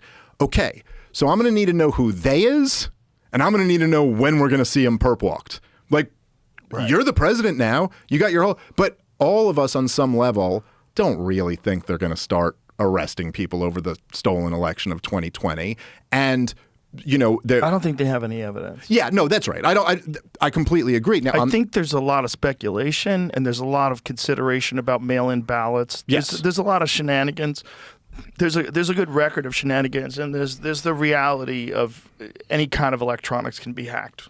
No, I agree with all of that. I'm just saying, like, once you've made these statements and Yeah, your he didn't administration have is an in. answer. No, I remember. It was Yeah. one of the most interesting parts of your podcast with him was like when you asked him about that, it was like he really didn't have anything to back it up. If that was you or if that was me, I mean, if there was some reason why I knew that they did something, and I could give you all the facts, I would have that ready for anybody. Because for 4 fucking years, they've been telling him he's crazy for questioning the election. Yeah. So after 4 years, I'd have a fucking tight 10 minutes on the yeah, election yeah. where I could just rattle off at you and rock your world with it. Like these are the facts, Jack. Well, there's a big difference between, speculating and asking some questions and being like, I'm not sure I believe the official story of this. And there's a difference between then being, as a president of the United States, going, this is what happened. Right. Like this was, and if you're going to say that, then you got to give me your theory. Like Right. really lay it out for me. Yeah. Like and he never had that part. But I will say, they kind of pivoted off the Epstein thing into Russiagate, which seemed to be, like designed that there was this this tremendous desire. It's the whole reason Donald Trump's political existence is a thing, is that people are furious about the swamp. They're furious about how corrupt our government is and the profound crimes that the government has committed against the American people, and they want justice for that. And so they pivoted off of Epstein after promising to deliver something on that, and then went, okay, well, how about Russiagate now? So now but I will say, Tulsi Gabbard released a bunch of new documents, and there were some pretty interesting ones there. It wasn't like she just released new stuff where it was like, oh, we already knew all this. Like there was new stuff in there that we didn't really already know. And she referred it over to the Justice Department. She said in her press conference that we have proof that Obama committed treason. And they've at least sent it to the Justice Department. And from what I understand, there is a grand jury being assembled or something like that. So I don't know. I still, in the deepest part of my soul, go, there's no way. There's no way they're actually going to try to prosecute Obama and Brennan and Clapper and Comey. But The FBI raided John Bolton's house today. yes, I think that's unrelated. But that is an interesting story also. I mean, it seems like they're doing wild shit. But if they did that with Obama, what was the actual treason? Like, what is she stating is treason? Well, so now I don't think she said treason. I don't think legally that's technically right.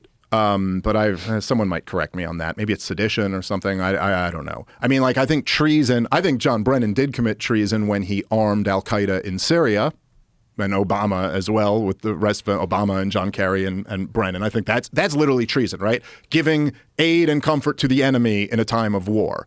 What Obama and Comey and Clapper did to Donald Trump is they framed him for treason.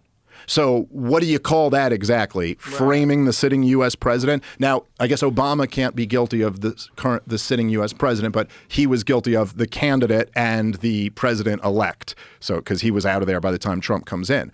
But what Tulsi Gabbard released that I thought was very interesting, which I had never seen before, and we did, I don't remember, was last year or the year before, but there was one episode that me and you talked a lot about Russiagate and got like pretty deep into it. Right. But what Tulsi released, which I've never seen before, was that there was a consensus amongst the intelligence agencies after the 2016 election. So this is Hillary Clinton's lost, but Barack Obama is still president and Donald Trump is the president-elect. And they had consensus that there was no meaningful interference in the election. And then there is this one meeting with Obama that she points to where this is where the consensus changes. And they had a new threat assessment written that actually we believe Russia interfered in the election. But it was total bullshit. They've never been able to back it up for shit. You know, they find minor little things here or there, but nothing that demonstrates that like the results of this were flipped.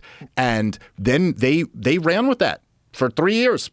After it. But there's not a record of that meeting, right? She just released a bunch of documents with records of that meeting. No, but what I'm saying is like the actual discussions. It's not on record. Now, I think they have. She had a few. Do they have to do that? No, she had. She had a couple different documents there that were like had notes from the meeting. I think one had minutes of the meeting, but no, you're not listening to an audio tape of it. Like it's no, we don't have like a Nixon, talking about the gays and the Jews or something like that. I'm just trying to like strongman or steelman it. I'm saying, like, if would it be possible that Obama knew something that he could relay to them in the meeting? Be an interesting thing to find. That'd be interesting for a court proceeding. But even if that's the case, it still doesn't align with the known facts. Yeah. Oh, yeah. Which is a problem. Yeah. Well, it's not. Look, I think we'll see what comes of this. Which I'm not betting on anything coming of this, but there is something interesting. Look, there's a lot of things that happen after that. The real, to me, the true outrage of Russiagate is that they didn't stop after he won the presidency. It's still pretty outrageous to try to frame a candidate. It's still pretty outrageous for Hillary Clinton to have like opposition research and use an actual Russian spy and a British spy to do it. Yeah. But that's campaign stuff. It's a little bit different. Like once he becomes the commander in chief, then you have the FBI and the CIA still working to frame him. Yeah. And so this is where, and for all of that stuff, Hillary Clinton's gone, Barack Obama's gone, Brennan is gone, Comey is still there for at least a few months.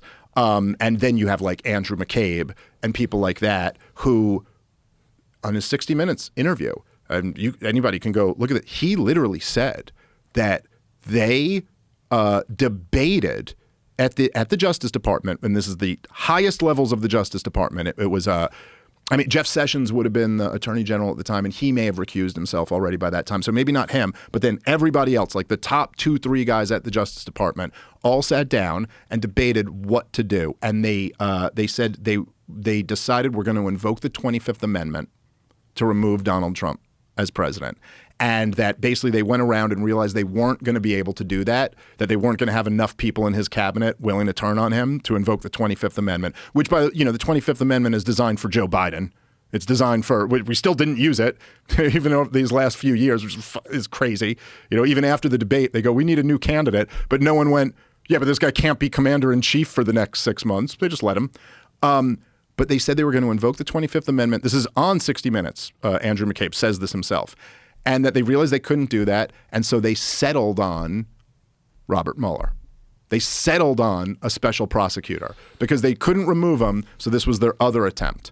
We'll just bog him down. We'll investigate everything in his life. We'll find some crime somewhere. It's to this day a miracle that they didn't. I can't believe they didn't find any other dirt on Donald Trump. I always thought when Mueller started being the special prosecutor, I literally, and you can listen to my podcast, I'm on record. If you want to go, Part of the Problem, available wherever podcasts are sold. You can listen back to, I said at the time, I go, they're not going to find anything on Russiagate because there's nothing there. This is all made up. But they're going to find something. The guy's been a real estate developer in New York City for how many decades now? Every real estate developer has committed a few crimes. And they found nothing. They locked up, they charged a bunch of his people around him with tax crimes and other things that had nothing to do with Russiagate. Then they tried to put pressure on them to flip on him. That's how they do these things. None of them had anything on him. And so anyway, but the point is that it was the deep state attempting to remove the sitting president of the United States of America off of something that they knew was bullshit. You had people, Eric Swalwell was out on cable news saying, not only an asset, saying Donald Trump is a Russian agent. He's working for Vladimir Putin.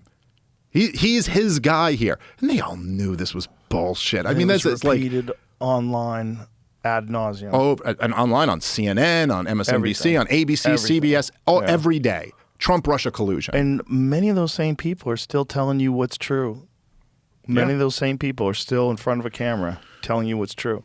Yeah, and they're never still apologize. That's right. And they're the same ones up there going, we got to arm Ukraine till the end. We got to give Israel more bombs to drop on the Palestinians. Are they even covering this?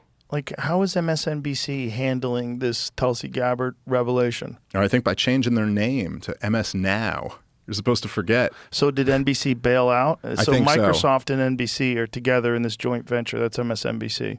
Yeah, I think they, I don't know exactly what they're doing, but I saw it was announced the other day that they're changing it from MSNBC to MS Now. Do they think it's toxic? They think MSNBC I guess so. Is toxic? I guess. Yeah. They're not wrong. They're not wrong. They fucked it up. They got rid of some people, though. But they kept the queen.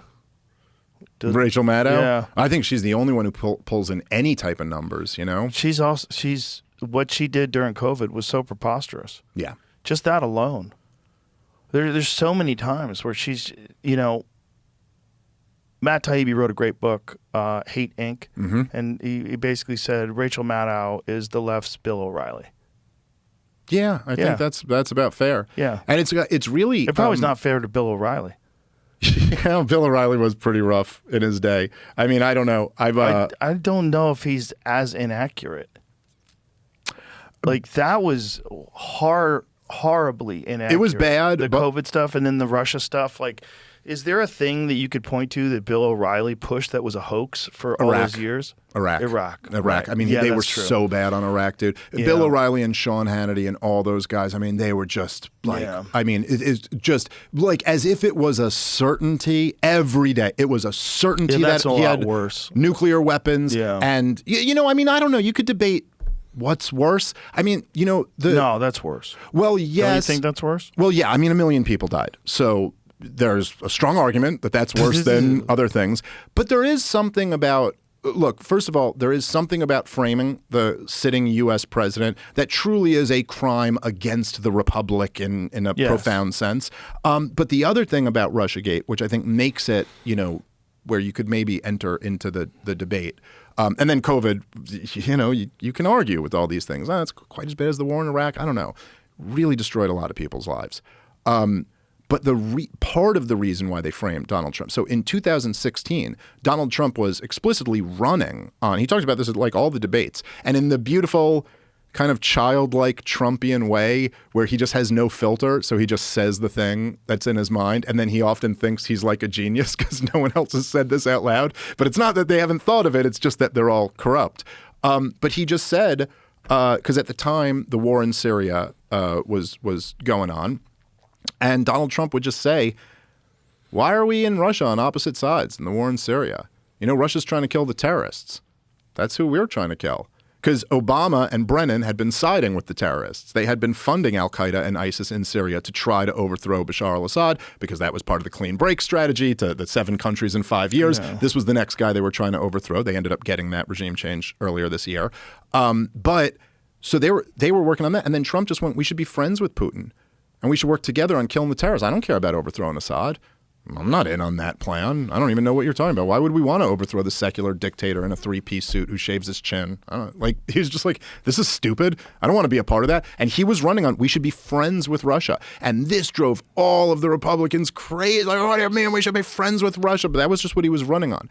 And so part of the deal of framing him for being in a conspiracy with Vladimir Putin was that he couldn't be friends with Russia anymore. And so, because if Donald Trump had come in 2017 or 2018 and announced some new treaty with Vladimir Putin or some partnership or something like that, the entire media would have been like, see, that's proof. Right. We've been telling you he's in with Vladimir Putin. When he went to Helsinki, I think, aside from this week, I think that was the last time the two of them were face to face. Was in Finland in 2017. I could be wrong about that, but I think that was the last time the two of them were together. And there was this big thing, I don't know if you remember this, but it was a big deal at the time, was that Donald Trump said, they asked him, they were like, hey, your intelligence agencies are saying that Vladimir Putin interfered in the election. Did you ask him about that? And Trump goes, yeah, I asked him about that. And he told me he didn't interfere in the election. And I believe him. And then they made a huge thing about this on foreign soil. Donald Trump says he believes Vladimir Putin over his own intelligence agency. The men and women who protect us every day. The men and women who protect us. The men and women who frame the sitting president. Framing him. And so that's hilarious. What a trap. But so that's kind of the game right there. And then you had these like conflicts that are going on, and not just ultimately what in Ukraine, right? The Civil War was already going on there. I mean, the Civil War started after 2014. This was like right in the middle of that Civil War. And so anyway, my point is just to compare it to Iraq. Who knows how big of a deal was it to poison a U.S. president who wanted to have détente with Putin at that time? Like maybe we could have avoided this whole thing, and that's the death toll. I don't know. I've seen different reporting on it, but it's close to Iraq. I mean, it's. I think it's more military and less civilians, which does matter. But it's up there. It doesn't matter when you're forcing civilians to Well, be that's military. a good point. That's a good point, too. Yeah, that's right. So, I mean, look, it still changes the moral calculation a little bit. when someone puts on a uniform and is holding a gun, it's a little bit different than a kid or something like that. But the crime of killing the potential for a president to make peace with Putin. I mean, this is the thing that's so like infuriating about all of it. And something that really, it's like, well, I'm told like I'm not an expert. You're just a comedian. It's like, leave this to the serious experts here. But the thing that's so goddamn frustrating and just like profoundly reckless is that, look, like when the Soviet Union collapsed in 1991, and you could go back before that, but like let's just take that as a point to start. Like, it should have been obvious to any like, if there really was this class of experts, I would be so happy to turn this over to them. Let me go tell jokes at the mothership. That's what I'm supposed to do, not this. Like, fine. But the thing is, if there were serious, rational adults who had wisdom way beyond what some shit-talking comedian knows about, which there should be, then they would have recognized that, like, the most important priority in the history of the world is the relationship between D.C. and Moscow. There's never been anything more important than that. And that doesn't even matter whether you're a Russian or an American. You could, like, it doesn't matter if you live in Brazil or wherever. The most important thing in the history of the world is these two capitals that have like 90% of the world's nuclear weapons between the two of them get along. Okay, like this is the most important thing. This could end our species if they don't. So like, let's make sure they do. And that seemed to have been the priority of almost no one in power.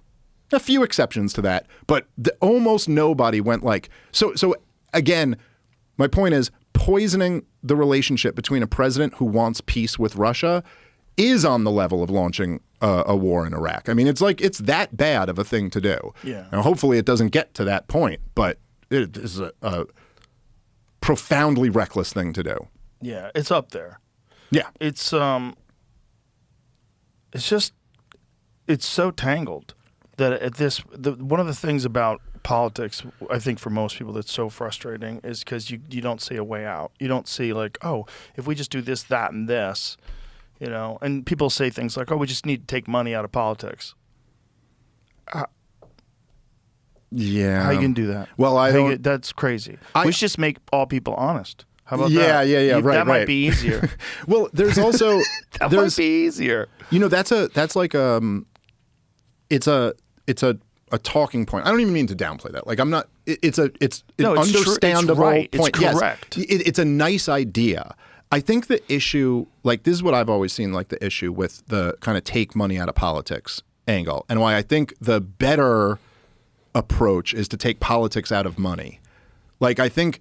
And I'm not saying either is easy to do, but the issue that you have, and I know that there's a lot of like people I really love really say that all the time. They go like, you got to take money out of politics. And I would certainly support, like if there was, I think Rand Paul had a proposal a few years ago where it was like, if you make any money from a government contract, you should not be allowed to work in that sector for 20 years after you made there. So like there's something like you shouldn't be able to be a defense contractor and then, you know what I mean, go into revolving door. Yes. So and anything like that probably is a good idea if you can get it passed. Good luck getting it passed. But the issue really comes like the major problem is that Washington, D.C. is the most powerful, organization in the history of the world, that they spend $7 trillion a year. And that is so much power. Like it's hard to quantify. It's literally like if you think about it in your mind, right? Like you think about like how much money Elon Musk has. And then just to think that 1 year of federal spending is like squishing him like an ant. Like it's nothing, dude. Like the money Elon Musk has is nothing compared to $7 trillion, That's just 1 year what they spend in Washington, D.C. And when you have that much concentrated power, the idea of saying, well, we're going to write a rule that says nobody's allowed to try to manipulate that power. It's like, okay. And then, look, there are rules. There's all types of rules. It's a funny way to put it because it's like so undeniable. Well, look, there are rules that say that like foreigners aren't allowed to contribute to political campaigns. And like there's different regulations on all of them. But like Saudi Arabia is not allowed to give Hillary Clinton's campaign $10 million. but they could give the Clinton Foundation $10 million. You know what I mean? So like you write these rules, they find another way to do it. By the way, all that money, the Clinton Foundation was making so much money until right around 2016 when everyone stopped donating to it. It's just so weird. Like the Saudis were really into charity, you know, until right around that. So the point is that you can't, the only thing, like it's not the lesson of the Lord of the Rings wasn't like, we really need some common sense regulations about how you use this ring, right? Like the lesson is that you have to destroy this thing. And that's tough. I'm not saying that's easy. I don't know who our Frodo is, but the point is that this power has, so this is fundamentally I think why I think the Ron Paul libertarians have it right, and while I really do respect some other left-wingers, I think they have it wrong when they go like, no, we need the government to be working for us rather than working for them. It's like, that is unrealistic. It's unrealistic enough that we'll just be able to cut. But the answer is that there should be way less power in Washington, D.C. I mean, that's George Washington's constitutional republic that we are supposed to be living under. Is the idea is that there's like, oh, Washington, D.C. has very little power. The states have a lot of power. The people have a lot of power. It's not all concentrated in one capital, because then you get what we have. Yeah, and once it's fully secured, like it is now, and just deeply ingrained, like the tentacles of this octopus go so deep. There's so much money involved, and there's so many people that are in a position of power. It's like it's very hard to change what it is now. I think the best hope that we have is going to sound ridiculously romantic, but youth. I think there's people that are growing up now that have a better understanding of how things work than ever before. You know, this guy Michael Button was on the other day. He's a historian, or his degree in ancient history, and we were talking about how science changes one funeral at a time. I think politics probably changes one funeral at a time too, and the way.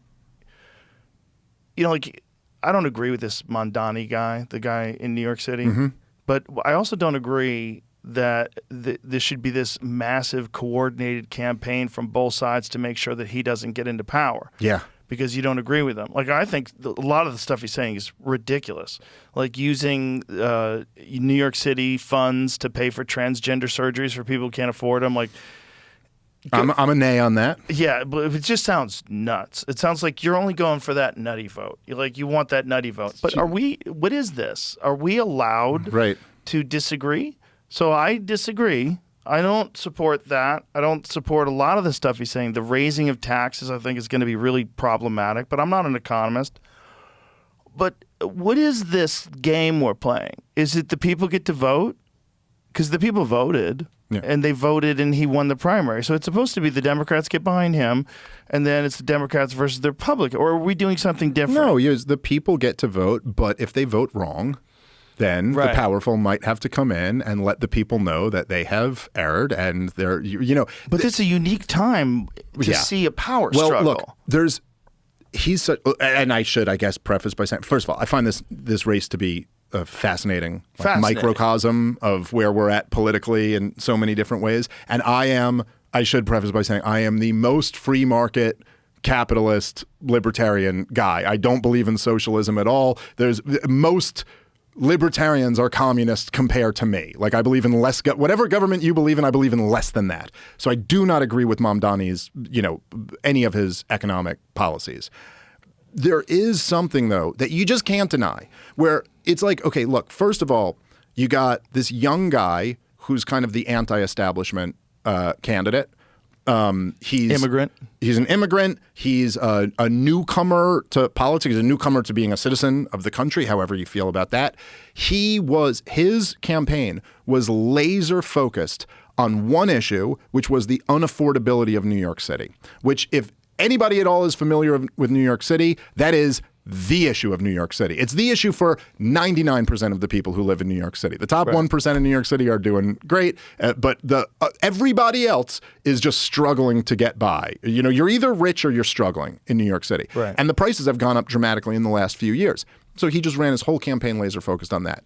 Then the establishment comes in and they run Andrew Cuomo, the disgraced former governor who murdered old people in nursing homes, who got, had a Me Too thing, which I don't know how legit that was, but got driven out in disgrace. Governor Lockdown, representing the failure that just wrecked this city, is who. And then what did they try to hit him on? It was Israel. They thought that was his weakness. It was, dude, that debate was the most amazing thing I've ever seen in my life. So bizarre. It's like, imagine picking, it's like, it's literally like if you were fighting like Islam Makhachev or something like that, and you went, I'm going to attack his wrestling.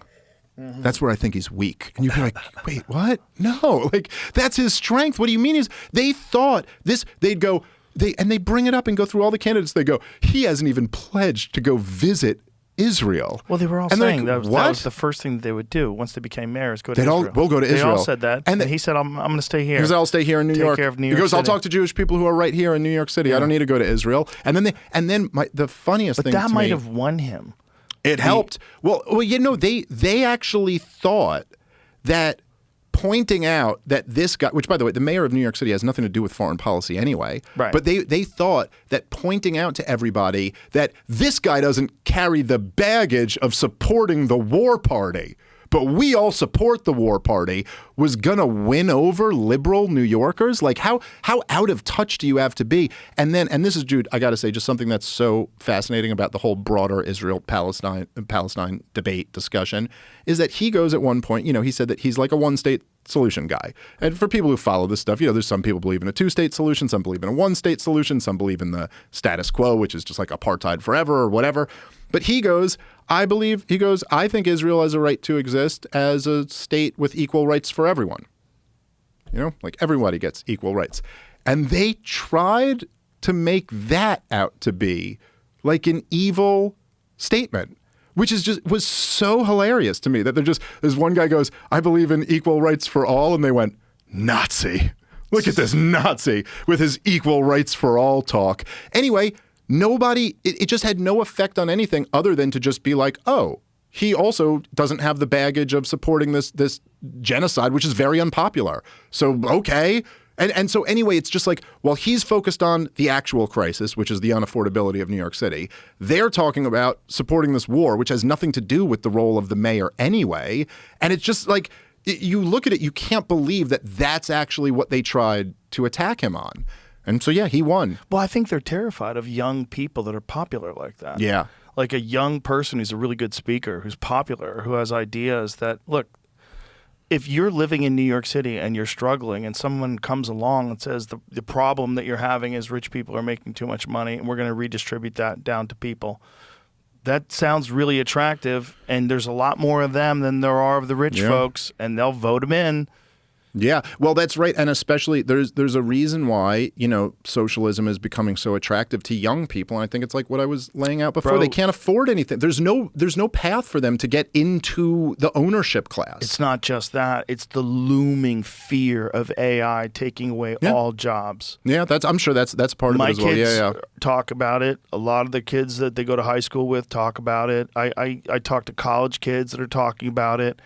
I was talking to this guy about it. He's like, I really don't know what to do with my life because it feels like everything's going to be taken up by AI. That's a crazy place to be. Like you're waiting for this thing to come alive and see what it leaves behind. Yeah. Because that's what it is. It's going to be this all-consuming thing. And then their solution that everybody talks about is some sort of payment plan for everyone, some universal basic income payment plan where everybody gets paid. But boy, does that stop dissent. But when you're completely reliant on the state to pay for you and you just live, you just exist, and you don't need to work anymore because AI's taken up all the jobs and now you don't have any purpose. You have to go find a purpose. Boy, some people are going to find a purpose. There's a lot of people that just have that go-get-'em instinct, and they're going to be fine. There's a small percentage of people that are just going to plow ahead regardless of, even if the government gives you $50,000, $60,000 a year and you live fine and you don't have to sweat bills. There's going to be a bunch of people that just get into drugs. and their life falls apart, and they have no sense of purpose. They have nothing to do, and you're gonna have to like refigure out how to structure society. That's what these kids are going through. They're going through this weird feeling that everything is about to fall apart right in front of their face, while we run face first for that cliff. We're running right to the edge of that cliff, full clip, saying we got to go over the cliff. Yeah. And no, it's a lot of these things all happening at once too, and also the young generation is totally outside of the corporate media model. I mean, they're just not even listening. It's not like do they watch MSNBC or Fox News? No, Have neither. You seen they don't. The list of the age. Like there's a graph that got put out of the median age for people that watch cable news versus podcasts, all these other different things. I don't know if I saw the graph, but I've seen these numbers. I think I have it on my phone. It's fucking bananas. Yep. Because the median age for cable news is like 70. It's like 70-year-old people. That's the median. Yeah. And with podcasts, it's like 24 to 34 is the median. Yep. YouTube is like 34. Netflix is a little higher. Netflix is like in the 40s because everybody uses Netflix. Is this it? Yeah, average media landscape. So cable news, 70. Primetime TV, 65. Those are the brain-dead people laughing at terrible sitcoms and watching whatever the fuck else is on. Newspaper, 60 years old. Talk radio, 58. Magazines, 52. Podcast, 34. That sounds about right. That is right. That's about accurate. But there's a lot, you know. Now, go and see, because I have looked at polling data on this, where you go look at who's supporting Israel. It's those cable news watchers. Yeah. It's the 70 and over crowd is who they still got. What I would be interested in seeing is like what percentage of people that are 34 are listening to cable news. Is there a number on that? Three of them cost money and 3 don't. Also, that's interesting. Right, cable costs money. Right, primetime TV doesn't though, right? Newspaper, magazines, though. Yeah, they do. Newspaper costs money. Magazines cost money. But you have to pay for cable if you want it, and most kids don't have cable anymore. Most kids just get a Netflix account or a Paramount account, and you get all the great shows, Disney Plus. You get all the superhero movies. Most people don't. You know, young kids, if you have to budget, and you have the choice between, you know, a bunch of channels that just have things running on them all the time, or you pick what you watch anytime you want to. Just like, I need the internet. Just give me the internet. I'll figure it out. They want the fucking internet on their TV. They want Netflix. They don't want this cable news nonsense where I have to listen to someone at 8 p.m. and then every 5 minutes there's a fucking commercial. You have to be like brought into that world and accustomed to it. Yes. You try to show a kid a commercial today and they're like, what the fuck? Yeah. And even just the whole fake thing. It's old. That's from 2021. The whole just fake thing about their presentation and all of this, it just doesn't. It doesn't work if you didn't transition from like Walter Cronkite into that. That's not going to work for you anymore. But I do think so. This is like it's you know, I was just looking at this the other day though, where it's like, which is really, you know, even to me is kind of something I would not have been able to even fathom or predict a couple years ago. But the way in which every demographic has turned against Israel over this shit in Gaza, except essentially boomer Republicans who are still as strong as they've ever been in supporting them. But Israel it's really in many ways like the third rail of American politics. Like, this is the thing you are not allowed to talk about. This is the thing that would get you fired from CNN, would get you kicked out of D.C., would get your career ruined. You know, Pat Buchanan made a joke once on the McLaughlin Group, like years ago, like decades ago. He made a joke once where he said something about, he said Congress is Israel-occupied territory or something like that. And he, for the rest of his career, this was the scandal. This was, hit pieces were written about this.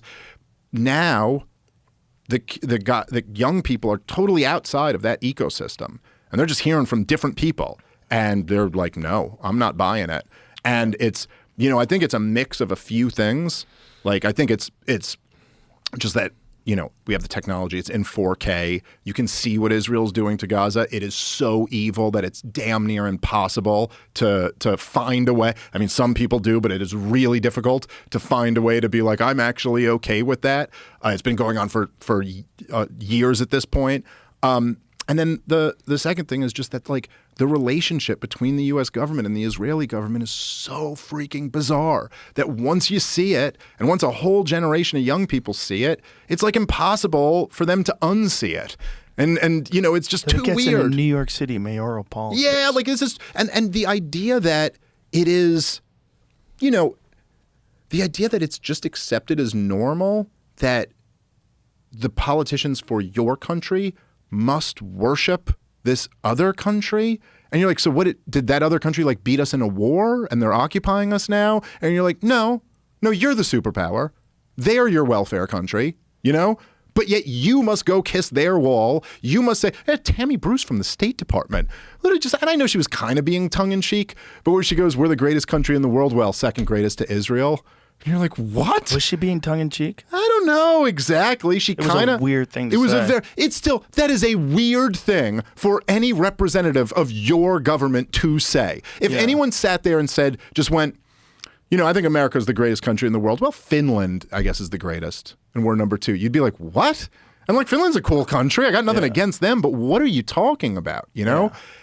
But really, I do think it's the relationship. It's how horrible what Israel's doing is, and it's how clearly it's not in our national interest. There's also weird stuff. Like, how about this guy that got arrested in Las Vegas? Mm-hmm. Like Alexandrovich or something like that. So he gets arrested for propositioning a young boy for sex. He gets was it a boy? I believe so. Maybe I'm. Yeah. Is okay. that correct? I don't know. I read a couple articles about it. Figure out. Jamie will do a little deep dive on this. Well, they said that he showed up with condoms, was what I read in the article, to meet what he thought was a 15-year-old. I forgot the detail that it was a boy. Not that it changes things much. Unless he's things one of those dudes is like, you never know, carries a condom with him everywhere. Fucking never know. There was always those guys when I was a kid who had like the condom mark in their wallet. Hey, bro, you never fucking know. But don't you know, if you look at your life on average, like the odds of you getting laid are so little. And yet you have this fucking Lucky Charm in your pocket. And by the time you see the condom, you're like, I don't think you should use that one, by the way. I think you should go get a new one. That thing's broken down by your ass rubbing up against it for fucking 3 years. You can't even read what the fucking Trojan label says anymore. Yeah, that was a different time. Yeah, different time. So here it is. A girl. Okay. Israeli government official charged with soliciting a minor believed he was meeting a 15-year-old girl for sexual contact, according to police. Brought a condom to the planned rendezvous in Las Vegas. Alexandrovich, division head at the Israel National Cyber Directorate, was arrested in a police sting operation aimed at online users seeking to sexually prey on children.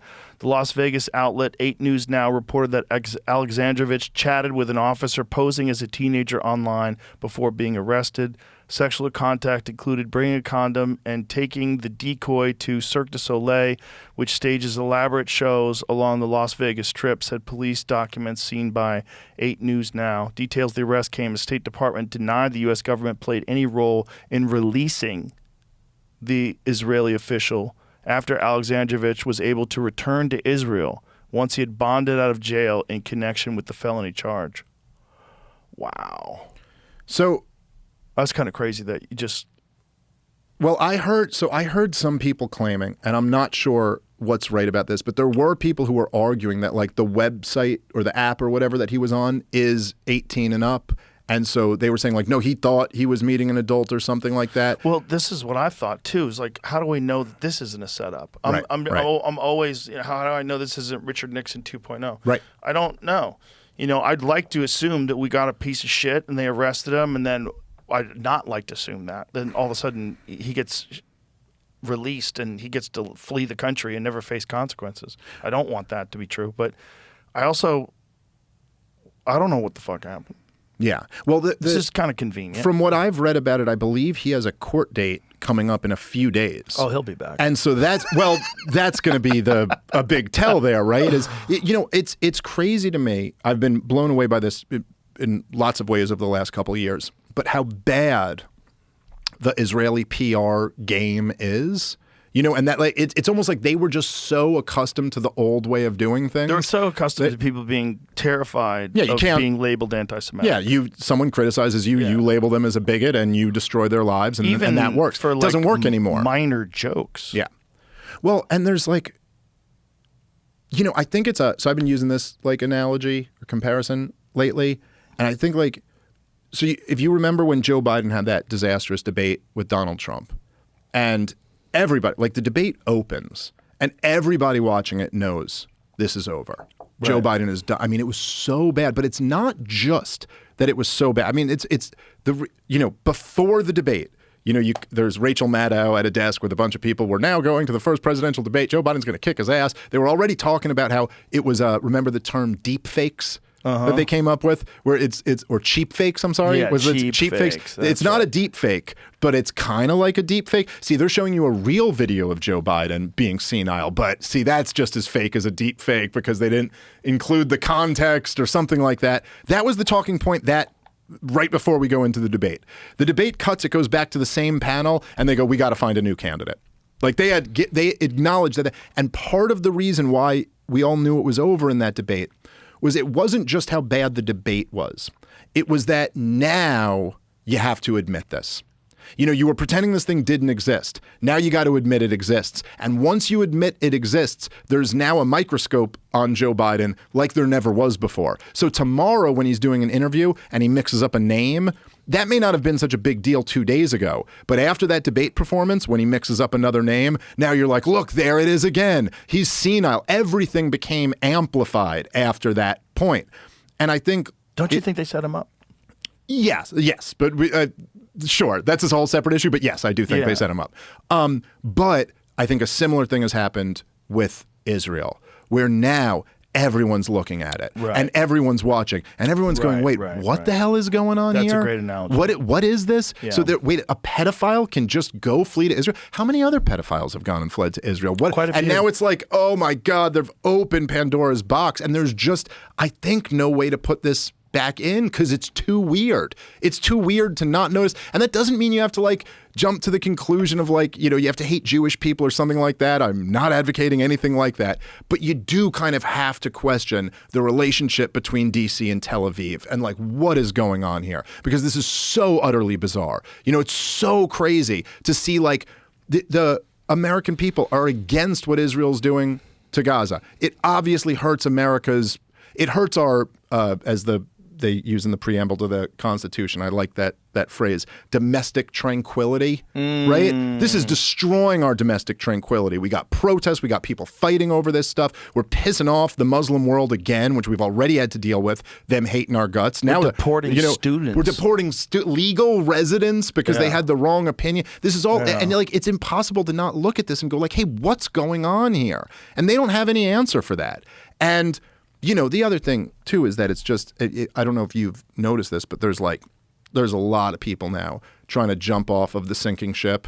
A lot of people who are even supporters of Israel who are kind of going I think they are going a little too far on this one. And they're trying, because it's just, you can see the writing on the wall all over the place, man. You're going to be looked at. This is going to be the period. And it's not even supporting the war in Iraq. It's much worse than that, dude. You're just supporting this destruction of these. They just launched another offensive on Gaza City the other day. They're bombing rubble. It's just it's biblical levels of evil. And, we're sitting here, even as we're having this conversation now, I know a few, I remember coming on the podcast a couple years ago, and when this conflict first started, and then when it would go, and it was almost I was coming on to be look, let me present the argument for why we shouldn't support what Israel's doing here, and let me try to present the other side of the debate. I feel now the debate's over. I don't even think there's much of a debate to be had. I'll keep doing them if somebody wants to come debate about the issue. But what are we talking about here? Dude, South Africa brought a genocide case to the International Court of Justice. And the International Court of Justice ruled that what Israel was doing to Gaza was plausibly a genocide. 21 months ago. 21 months ago.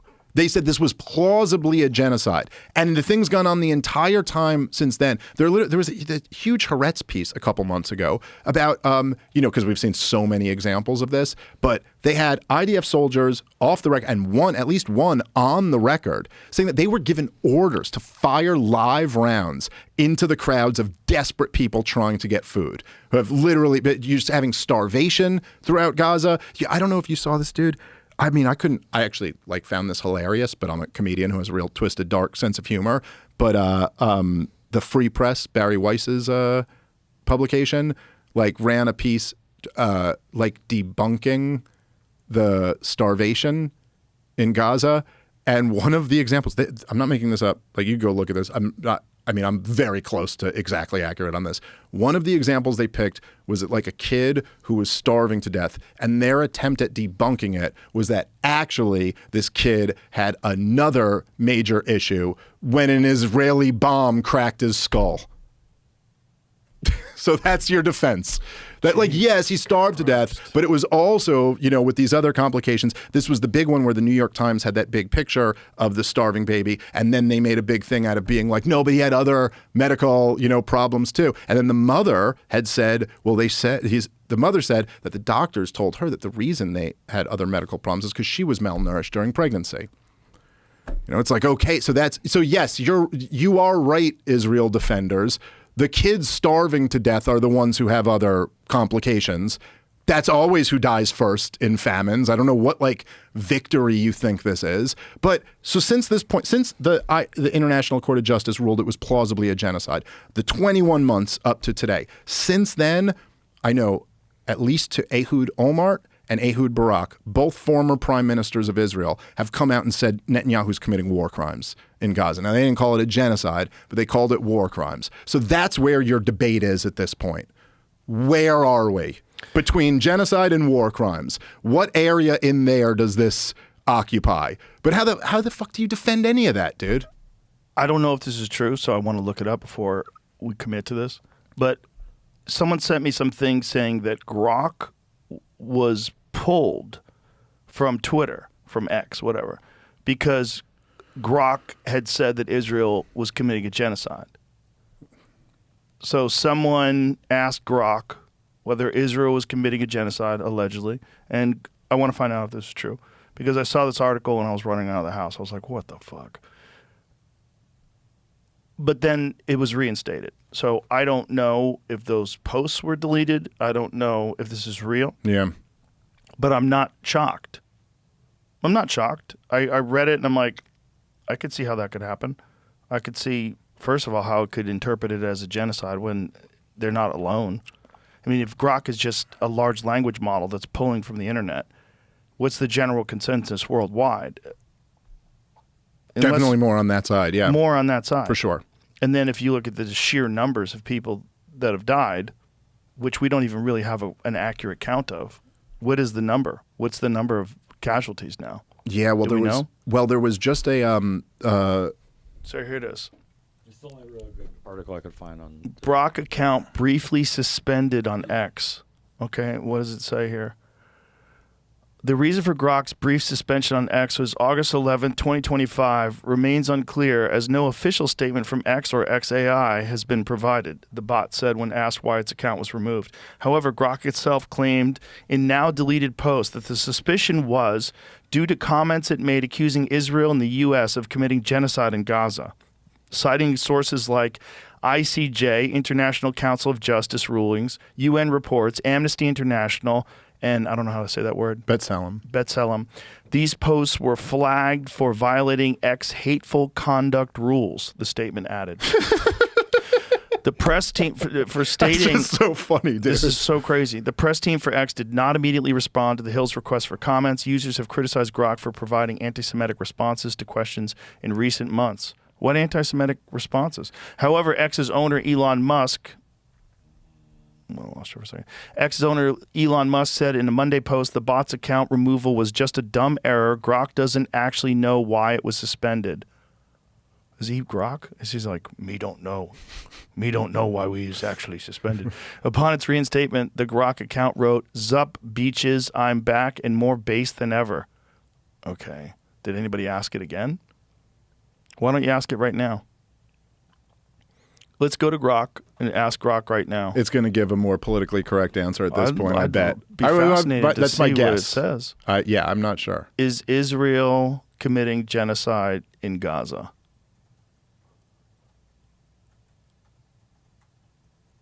What do you think it's going to say? I'm guessing politically correct answer. Some argue yes, some say no. Blah, Let's blah, blah. see. This must be like constantly being questioned now. I mean, it must be. I'm sure, yes. It must have a bunch of different. Oh, it's giving us a slow trickle. Well, I've been in expert mode, so it's thinking. Searching the web. Okay. It's going to Amnesty International, December 2024 report concludes Israel is committing genocide, citing killings and harmful conditions. So now it's saying it's citing the sources. Many human rights organizations and UN reports suggest genocide, citing deaths and destruction.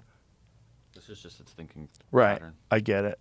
So now then it'll eventually evaluate. It'll eventually, I'll spit out an answer. Meanwhile, if you ask it an impossible trigonometry problem, it'll give you the answer instantaneously.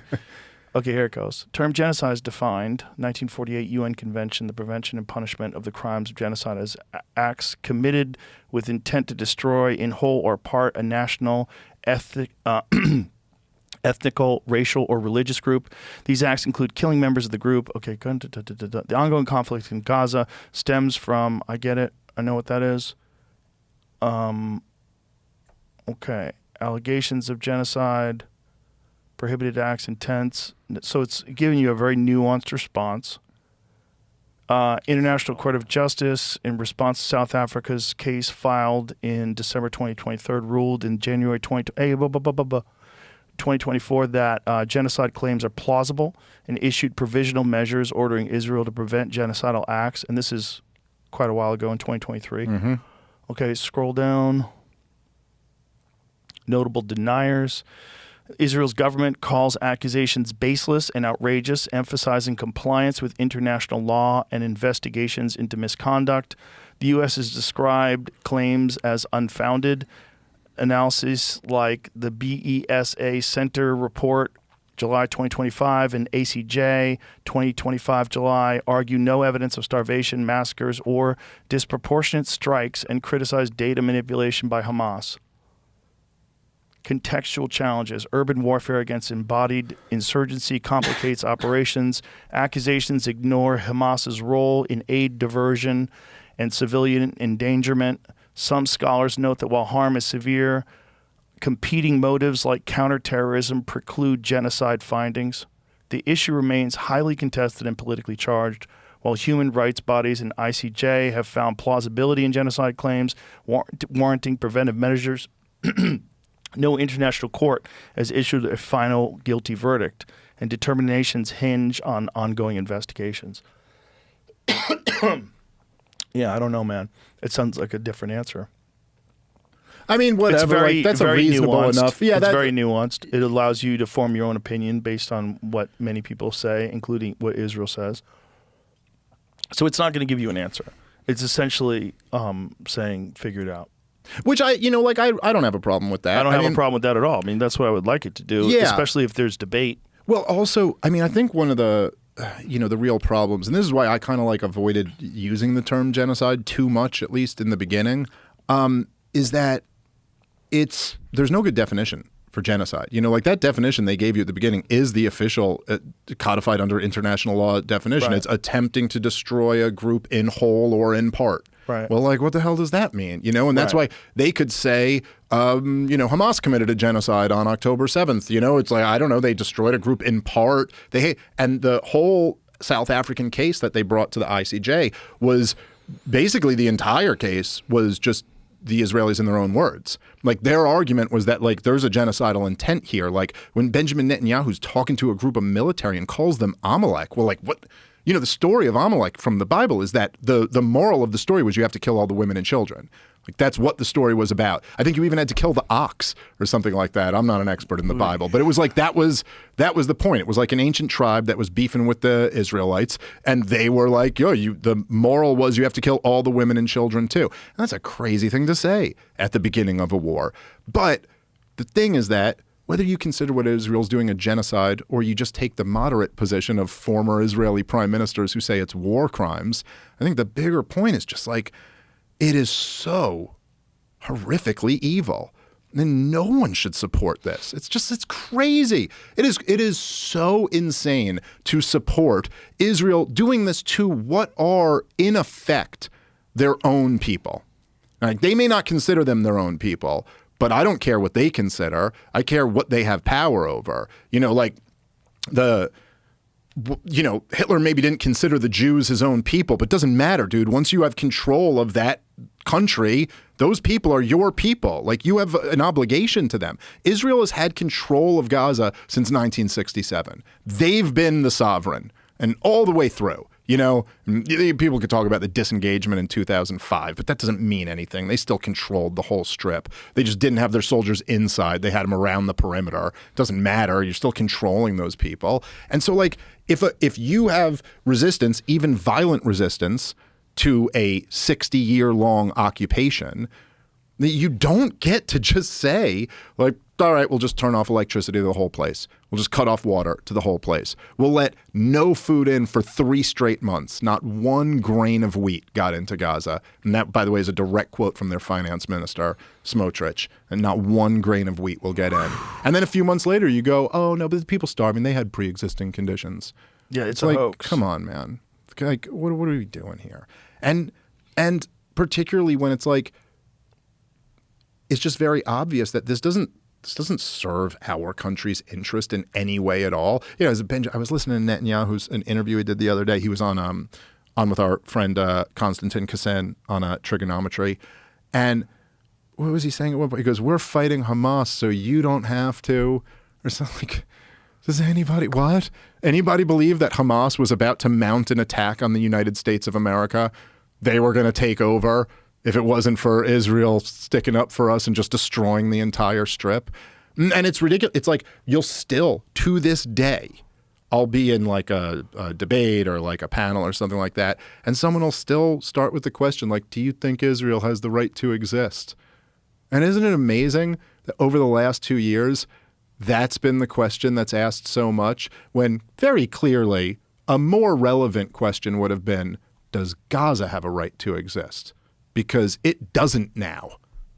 That was the only existence that was ever up for debate. But they flip the thing around and go, well, you don't think Israel has a right to exist? You're like, first of all, I don't think governments have rights at all. I think that's a totally incoherent worldview. And the only coherent worldview is that individuals have rights. There aren't like these massive right. It's like Mitt Romney saying corporations are people or something like that. But I think all people have the right to exist.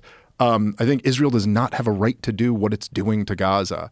And, and the real question is, how does this end?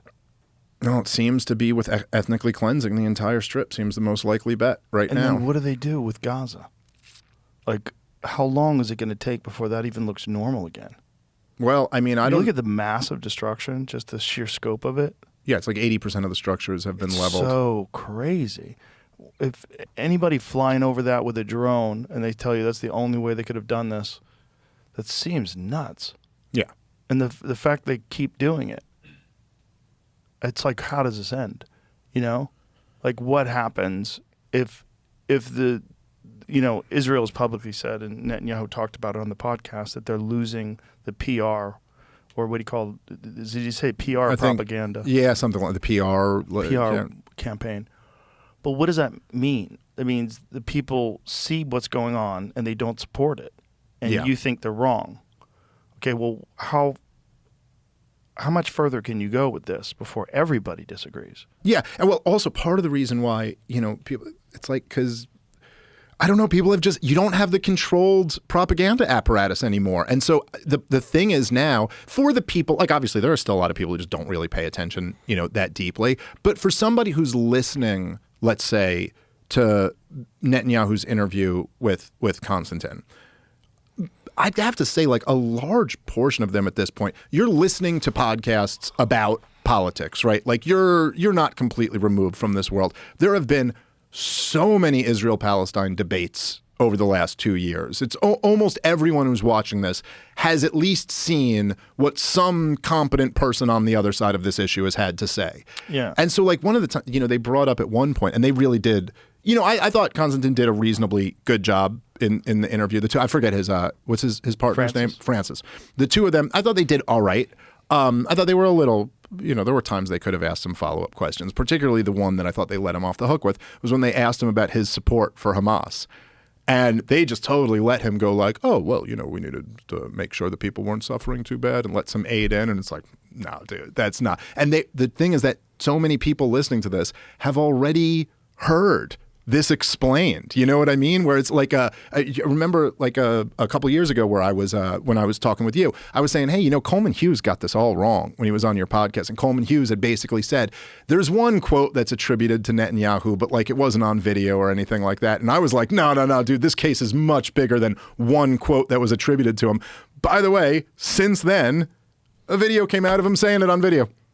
There's actually a video now of that quote. It's not just the reports. What is the quote? Well, the quote that was they had the video of was that we can control the height of the flame. So he was basically saying like we can commit. The quote that originally he said, which was in a closed door Knesset meeting with Likud party members, where there were like 3 people who were eyewitnesses who came and told him. It was originally reported in the Jerusalem Post. Was that he was like, look, anybody who wants to thwart the existence of a Palestinian state has to support our plan of propping up Hamas and transferring money to them, because this is what gives us a no one to negotiate with certificate. And then he said, we can control the height of the flame. Meaning like, I know what you're thinking. Yeah. I'm funding these terrorists right on our southern border, but like, don't worry about it. We can control, the height of the flame. And then he found out he couldn't on October 7th. But so they let him off the hook with that, and people have just kind of heard this laid out. I mean, it's not like I just say this on podcasts. There's been major pieces written in the New York Times, in the Times of Israel, in Haaretz, in the Jerusalem Post, in the Washington Post. Like, this is all over the place. And he just goes, no, we were just like trying to get some funding in there for the people. Like at this point, anyone believes that Benjamin Netanyahu was motivated by helping the poor people of Gaza rather than by thwarting a Palestinian state. What was his response? Because I do know that they asked him about the failure of intelligence on October 7th. What was his response to the failure of just how long it took them to react to it? Yeah, I remember that. I don't remember exactly what he said, but I remember thinking there was not much of substance to it. He kind of just danced around it, And they also didn't get into specifically, like, at first they started asking him questions about, like, what was it like for you on that day? But they didn't get into questions about, like, why was the response time so long? How was this possibly able to happen? They didn't ask that? No, not really. I mean, they didn't push him on that. And then he, said, which, I mean, just think about how unimpressive this is that he basically just went, oh, there should be a full investigation. There should be a full investigation onto that from the top all the way down to the bottom. Nice thing to say. And you're like, okay, hey, this would be awesome. Could we get the Prime Minister of Israel on the line? Because like maybe he could do something about this. They're like, oh, no, that's you. So like why? It's almost 2 years later. What are you talking about, dude? Have the investigation.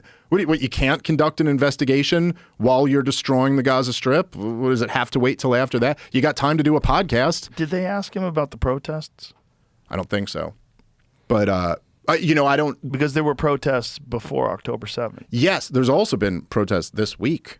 Yeah. By the way, massive protests in Tel Aviv. I think I read a few articles about it, and that the estimate seemed to be 500,000 people were out in the streets protesting the war. And thank God for that, man. And thank God for just like... and oh, by the way, the protests were led, or I don't know, like led, but the featured acts at the protest were the families of hostages and surviving hostages. They're the ones leading the charge, being like, stop doing this. Because like if you think about it, I mean, could you imagine, if you try to put yourself in the place of like having someone you really love is a hostage, like Hamas has taken them hostage and they're trapped in one of these tunnels, and then you hear the plan is to cut off all food to the area, and you're like, yo, like what? How is that going to help your loved one who's a hostage there? Like, how is it just bombing the place gonna, like, what if you hit them? Like, what, you know what I mean? Like, this, it's like, obviously, if your main goal was hostage retrieval, this is not at all the way you would go about doing that. And, you know, it's like, this was a point, by the way, that Daryl Cooper was making on Tucker Carlson's podcast, which got him in a whole lot of trouble and got him a whole lot of pushback on. But I think the essence of his point was about starvation blockades.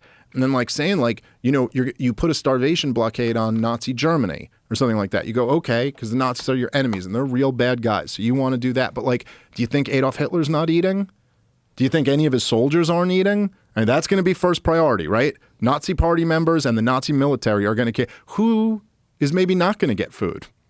Probably the most disenfranchised people in that society, right?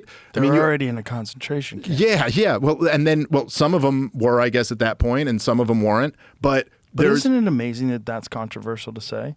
That this is not a nuanced discussion? Yeah. Like that's not a factor? Yeah, that's right. And look, they were using, which was a horrible picture, but they had the image of one of those. There was like some pictures that had come out of one of the remaining hostages there who did look like, in bad shape, looked like close to starvation, you know? And then the Israel supporters were using this as like their propaganda, like, look how horrible Hamas is. Look what they're doing to them. And you're like, yeah, but this did come after 3 months of zero food being allowed into Gaza. And so like, I don't know, to me, it seems like it probably doesn't take a genius to go like, Hamas is going to be fed. Like, they're not going to suffer from these hunger strikes. And in fact, a lot of the pro-Israel people were, and the Israeli government themselves, they were making claims, a lot of them unsubstantiated, but making claims that, like, Hamas is stealing all of the food. We let aid in previously, but Hamas stole it all. Then they mark it up and charge more money for it to the people of Gaza. And you're like, okay, but then what does a food blockade do? I mean, you already said it's not taking food away from Hamas, right? So who's the war against? It's the civilian population. And of course, you'd imagine, like just like under Nazi Germany, you'd imagine Jews and gypsies and they're going to get the worst treatment in a totally centralized war economy. The state is going to decide who eats and who doesn't eat. Who do you think they're going to pick? It's like, this stuff just leads to like unbelievable amounts of human suffering. And again, how does this end?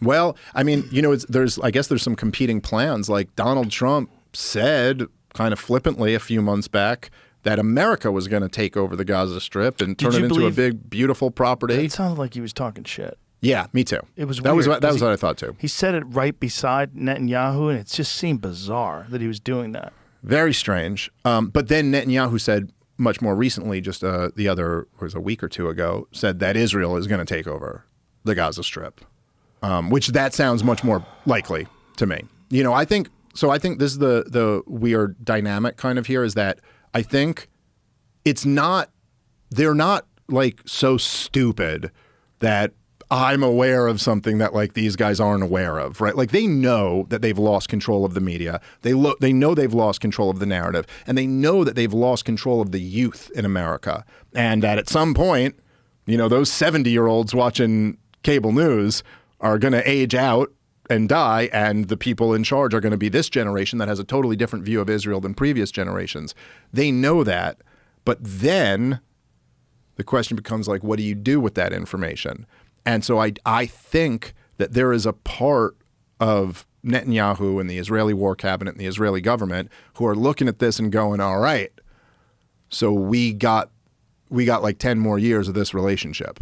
We got like 10 more years of where the U.S. has our back and we can do whatever we want. And so you could see where the conclusion from that might be, we got to go for it now. Like if you really do have this greater Israel project, well, right now, under the Trump administration, this is your moment. He has already vowed he's going to do whatever to support Israel. He is totally on your side. You have this administration. There's every last member of this administration supports Israel. So now's the time. Annex Gaza and the West Bank. And, parts of Syria too and whatever else they want to do. So I think they might be going for it, And then I don't know. We'll see. I mean, when they started bombing Iran, that's what I thought. I was like, oh, boy. Well, they tried to suck Trump into a regime change war there, and it didn't work. But the whole thing, the whole 12-day war, first of all, this thing is not over. We're kind of at, like, the fundamentals of the conflict are all still there. And in fact, I think there was just a few days ago, like, there were a couple like Israeli spokesmen who were already signaling, like, we may have to go, see about this again. Netanyahu himself said when him and Trump met in the White House, and it was a really fascinating moment, which, I'm not trying to make too much of, but it was pretty hilarious in a way, like a little microcosm, where they asked Donald Trump at one point, they go, so is that it with Iran? Like, is the war continuing or is it over? And he goes, well, I don't really want to see it continue, but maybe that's a better question for Bibi. And you're like, what? Wait, what? I'm sorry. You're like, well, my boss is right here, so you might as well ask him, which is not exactly true. I'm not saying that. I know Jeffrey Sachs, who I love, who is a real expert, not like me or Douglas Murray, but a real expert who's, I don't agree with him on everything, but his foreign policy is very good. But he said, and I think he was saying it kind of tongue in cheek, but he said, I regard Netanyahu as the worst U.S. president of my lifetime, which is a very funny line. And I get what he's saying. Well, how long has he been running Israel? Well, he was prime minister first in 1996, and then he's had a few stints where he was out. But he's been in and out. So they have the whole a time. completely different setup, obviously. Mm-hmm. Yeah. You can keep coming You can back. keep coming back. Yeah. And so he was, but he's the longest serving prime minister in Israeli history at this point. But I will say that there are people, I know people go down, rabbit holes on Twitter and stuff like that. And I do think Jeffrey Sachs I think he was being somewhat tongue in cheek when he said it, but I do think he's overstating his hand. It's not that Israel runs America. If Netanyahu ran America, I can promise you we would have had a regime change war in Iran. We would not have stopped where Donald Trump stopped if Netanyahu was actually in control of the U.S. military instead of just having significant influence over it. So, like, I do think I've just read enough about Netanyahu, the Likudniks, the neocons. This is the regime change war that they've wanted. This is their 7th. This is 7 out of 7 to get Iran. So this is what they want. Right. And if you actually even look at the war itself, it was like when Trump, it was before and after Trump dropped the bunker busters on their nuclear sites, Israel just started bombing regime targets. They weren't just bombing their nuclear sites. They were trying to overthrow the regime. And in fact, they made calls to these Iranian generals and threatened their families and basically said, we're going to kill your families unless you guys flee right now. It just didn't work. They weren't going to do that. And then once that didn't work, they were kind of like, and then Iran gave Trump an out. They responded with this nonsense, the same thing they did after Trump killed Soleimani, where they fire these rockets, they give us advance warning, they make sure we move everyone out of the way, so because they know they don't want to kill an American there because then it's full-scale war. But, if they hadn't, it's so funny because, we put all of this in the mullah's hands. And if they had just decided, which every military analyst concludes, they can touch Americans in the region, they didn't. Had they, this would have been and I think that was the goal. I think that was Netanyahu's goal of it, was to provoke that response that would have led to a regime change war. And it didn't work. And Trump, to his credit, his instinct is to de-escalate these things when he can, but also to Trump's fault, never should have gotten in the thing to begin with. It was the whole Iranian nuclear threat is as much bullshit as the Iraqi nuclear threat. I mean, yeah, it is true that they have a civilian nuclear program that Iraq didn't have. And it is, I saw when Mike Baker was on, who I love Mike Baker, but I think he's wrong about all this stuff. But when you had said to him at one point where you were like, yeah, but the counter argument to that is that this is like a latent nuclear deterrent. Is the idea, not that they're developing a nuclear weapon. And Mike was basically like, yeah, but they're up to 60%, and that's on its way to 90%. But the thing is, why weren't they at 90%? They didn't have to stop at 60%. They mastered the fuel cycle and they figured out all this technology a long time ago. They could have enriched up to weapons grade. Why did they stop at 60%? And why did they then enter negotiations with the United States of America about the level to which they were enriching uranium? Because it's a latent nuclear deterrent. It's a bargaining chip. They were down at 3 to 5% or something under the JCPOA until Trump tore it up.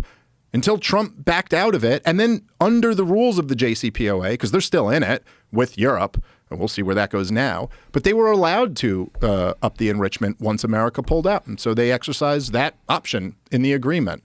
And they're, the idea that they were, there was the annual threat assessment had come out just a few months before the war. And Tulsi Gabbard signed her name at the bottom of it and then testified before Congress. And it's clear as day. She turned around and acted like people were misrepresenting it, but they weren't. It was clear as day. Anyone can read it for themselves. She said Iran has not made the political decision to pursue a nuclear weapon yet, let alone have achieved it or gotten one. And when Donald Trump was asked about that, remember they said, your own director of national intelligence says that they're not developing a weapon. And he goes, well, I disagree. Have you ever seen I'm sure you have, the compilation of Netanyahu over the years saying how close Iran is to getting a nuclear weapon? Yeah, it's great. Have you seen, there's other compilations of him too, where he's just guaranteeing, like all his guarantees. Like there's one of him in I think it's the year before I was born, if I'm right. It's 1982. And he didn't go by Benjamin Netanyahu back then. He went by whatever his more, European sounded name was. Why did he change names? Well, because they all when? 80s, I would guess. It's got to be in the 80s.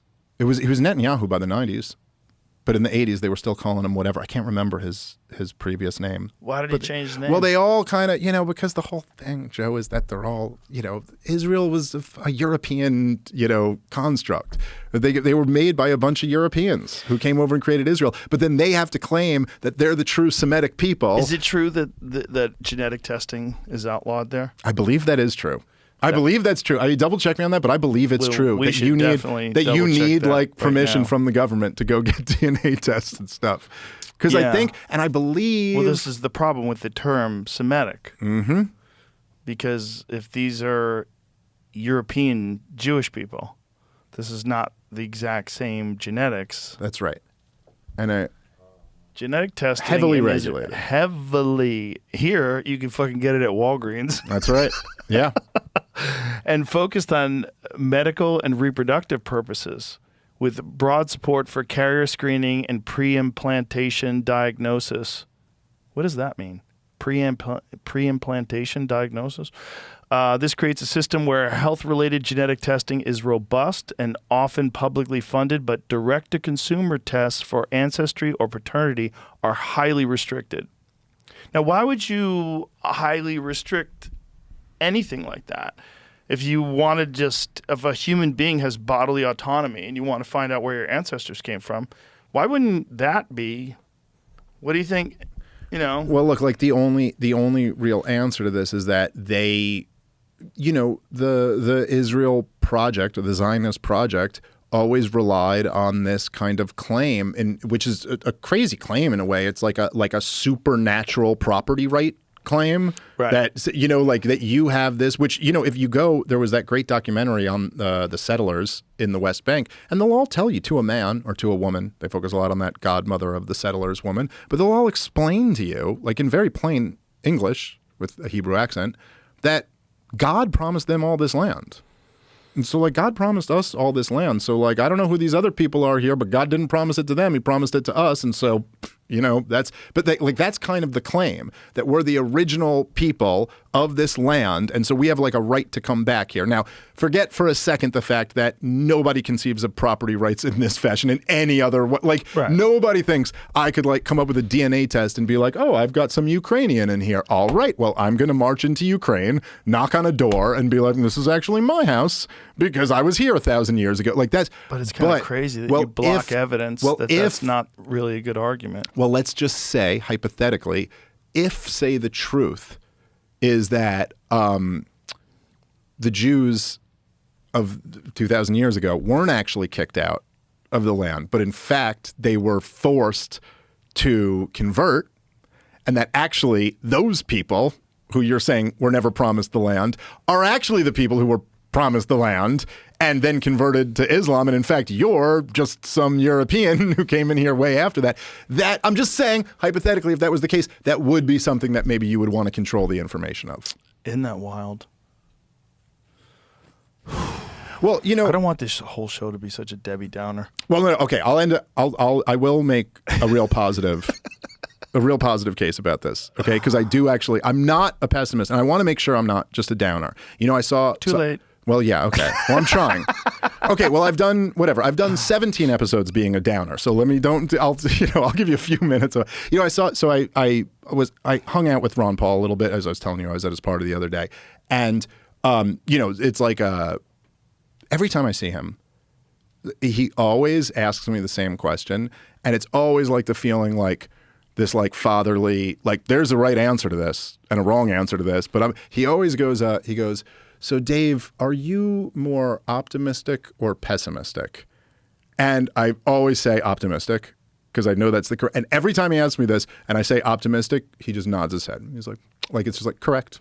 That's the correct answer. You're not allowed to be pessimistic. You got to be optimistic. And I am. Well, optimism sees a better world ahead and offers potential solutions and at least a mindset of a potential solution. The problem with pessimism is there's no way out other than complete anarchy and destruction. That's right. And I think this, I feel this way particularly, I think when you have kids, this becomes like a more focused, I think that the way I look at it is because I have kids, I don't have an option to be pessimistic. I don't have an option to be black-pilled or just feel bad about it. It's like, no, I got little kids. They're going to inherit this world. I got to do everything I can to, like I may have said this before to you, but like the example I think of is like if you like let's say you're in your house with your family and like you've got like let's say a gun or two in the house, and then you look outside and you see like there's like 10 guys with guns charging the house, and it's just you. And you just have your 1 or 2 guns. There's 10 guys with guns charging the house and your family is in the house. Like you don't have a right, as like the man of your house, you don't have a right to sit there and go, oh man, there's 10 of them and only 1 of me. I mean, I just think the future looks bleak. It's like, what? I don't care.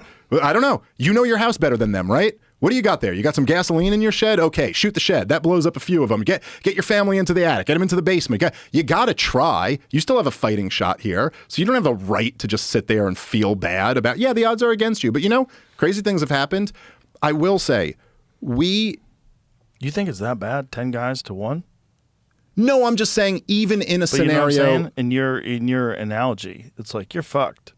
Sure, but That's even in that, no, I don't know that I don't know that you're necessarily fucked. I mean, hey, listen, dude. Depends if you're John Wick. Well, yeah, but also there's a big advantage to a house that that other people don't know. I would assume by the time people with guns come to your house, they have a pretty good understanding Joe, of what your house is built like. Okay, maybe it's not the perfect. I'm not saying it's going to work out well. I'm saying in that moment, you still go out. You still go out trying. Okay. Yes. Now, I think we have a way better situation than that. I think that good. I think you're that freaking me out. Well, look, I think that tyranny has always relied on propaganda, and that we are running an experiment for like the first time where they're flying with no net.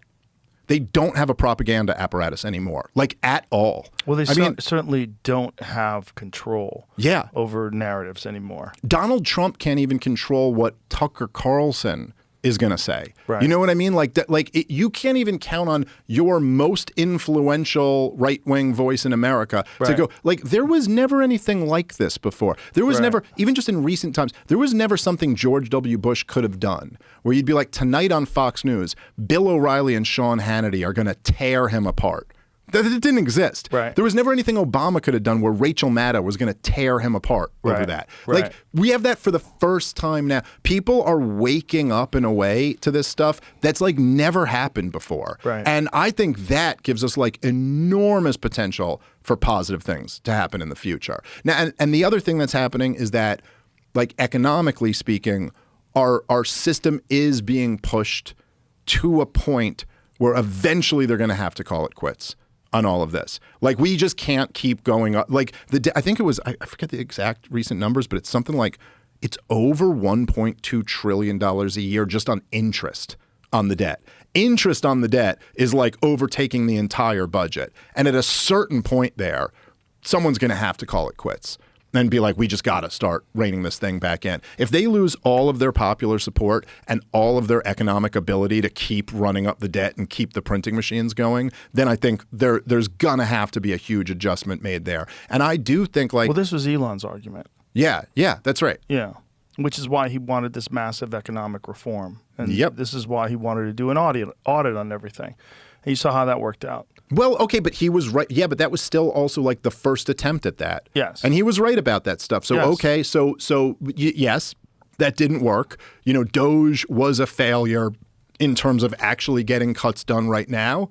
But it was a huge success in terms of like putting a spotlight on this Yes. issue and putting it into the national consciousness in a way that it's never been before. Yes. And so now it's like, okay, well, what will the second attempt, what will the third attempt Right. look like? And how, you know, we have a new world now where Donald Trump won the presidency in no small part by coming on this show, by going on Andrew Schultz's show and Theo Vaughn's show, and you know, like all these different, and now we're coming up on the next presidential election. Like for the foreseeable future, in order to win the presidency, they kind of know they gotta come here and to all of our shows and present something that might get you and your audience like, okay, he's coming with something here.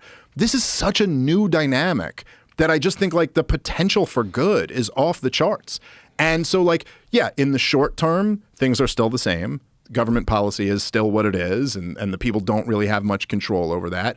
But I think like long term, I'm very bullish on the ability of people to really wake up and understand what's going on here. Apparently there's some real talk about changing the status of marijuana.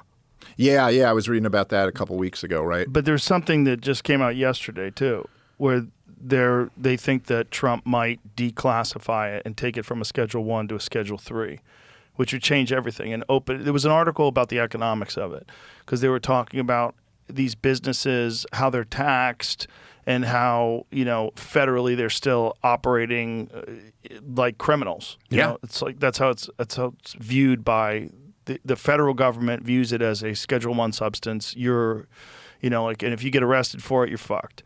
Where they're going to change right now they have a limited ability to bank. There's the interest rates are all fucked up. Everything's fucked up. And just that alone would make a huge economic impact.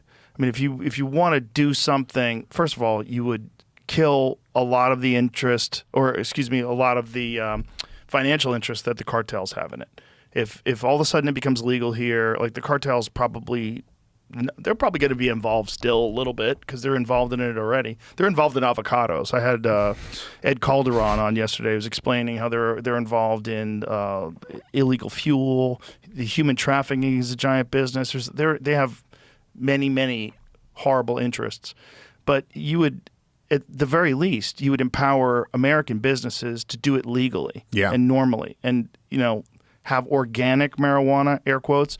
Because some of the stuff they're finding in California that the cartel's running is they're using these terrible pesticides and herbicides that are like insanely toxic and illegal everywhere else. You can't use them on American crops, but yet they're using them on this marijuana because and that's it's being illegally sold done. at like dispensaries and stuff? No, that's being sold. It's 90% of all the marijuana that's sold in all the places where marijuana is illegal. Right. The cartels are growing. Right. And they're growing it in California in national forests because it's a misdemeanor to get caught illegally growing marijuana in California. Okay. There's a great book, John Norris, Hidden War, that's all about that. He's a game warden who had to find out about this the hard way and then became a part of a tactical unit where they would go in and fight the cartels in the woods. How about that? Yeah. Yeah. Yeah, it's fucking crazy. So if he does that, that'll be another good thing. The other good thing that he's been doing is getting these people together that have been in conflict forever and making them shake hands. And having conversations, peace talks. Like how many different countries have had representatives agree to peace talks because of Trump? I was reading this breakdown of all the different times I know he's done he this. intervened in not intervened, but he with the India-Pakistan thing. I know he got all of them on the phone, and he's you know, I obviously just had Putin over here, but yeah, I think there was a few examples of that, which is great. It's great, yeah. So it's not all negative. Well, it's not only is it great, right? But isn't it so insane that it took this long for like just with the Putin and Donald Trump that like that like I always say, and I know this is kind of like a hippie-ish thing to say, but I think the world needs a little bit more of that. But like, okay, it's kind of crazy that war still exists.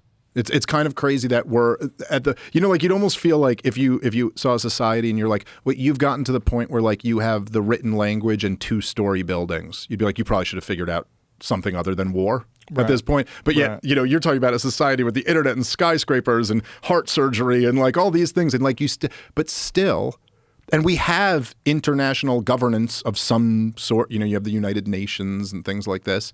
And you're telling me like there is international law and like the first rule isn't that like, if any countries are ever going to go to war, you guys have to get in a room together. Like before we go to war, we need to know that we've exhausted every alternative option that there is, especially when it's the United States and Russia. Right. You know what I mean? And yet it took all this time for the first time for the two leaders of them to sit down and meet. It's crazy.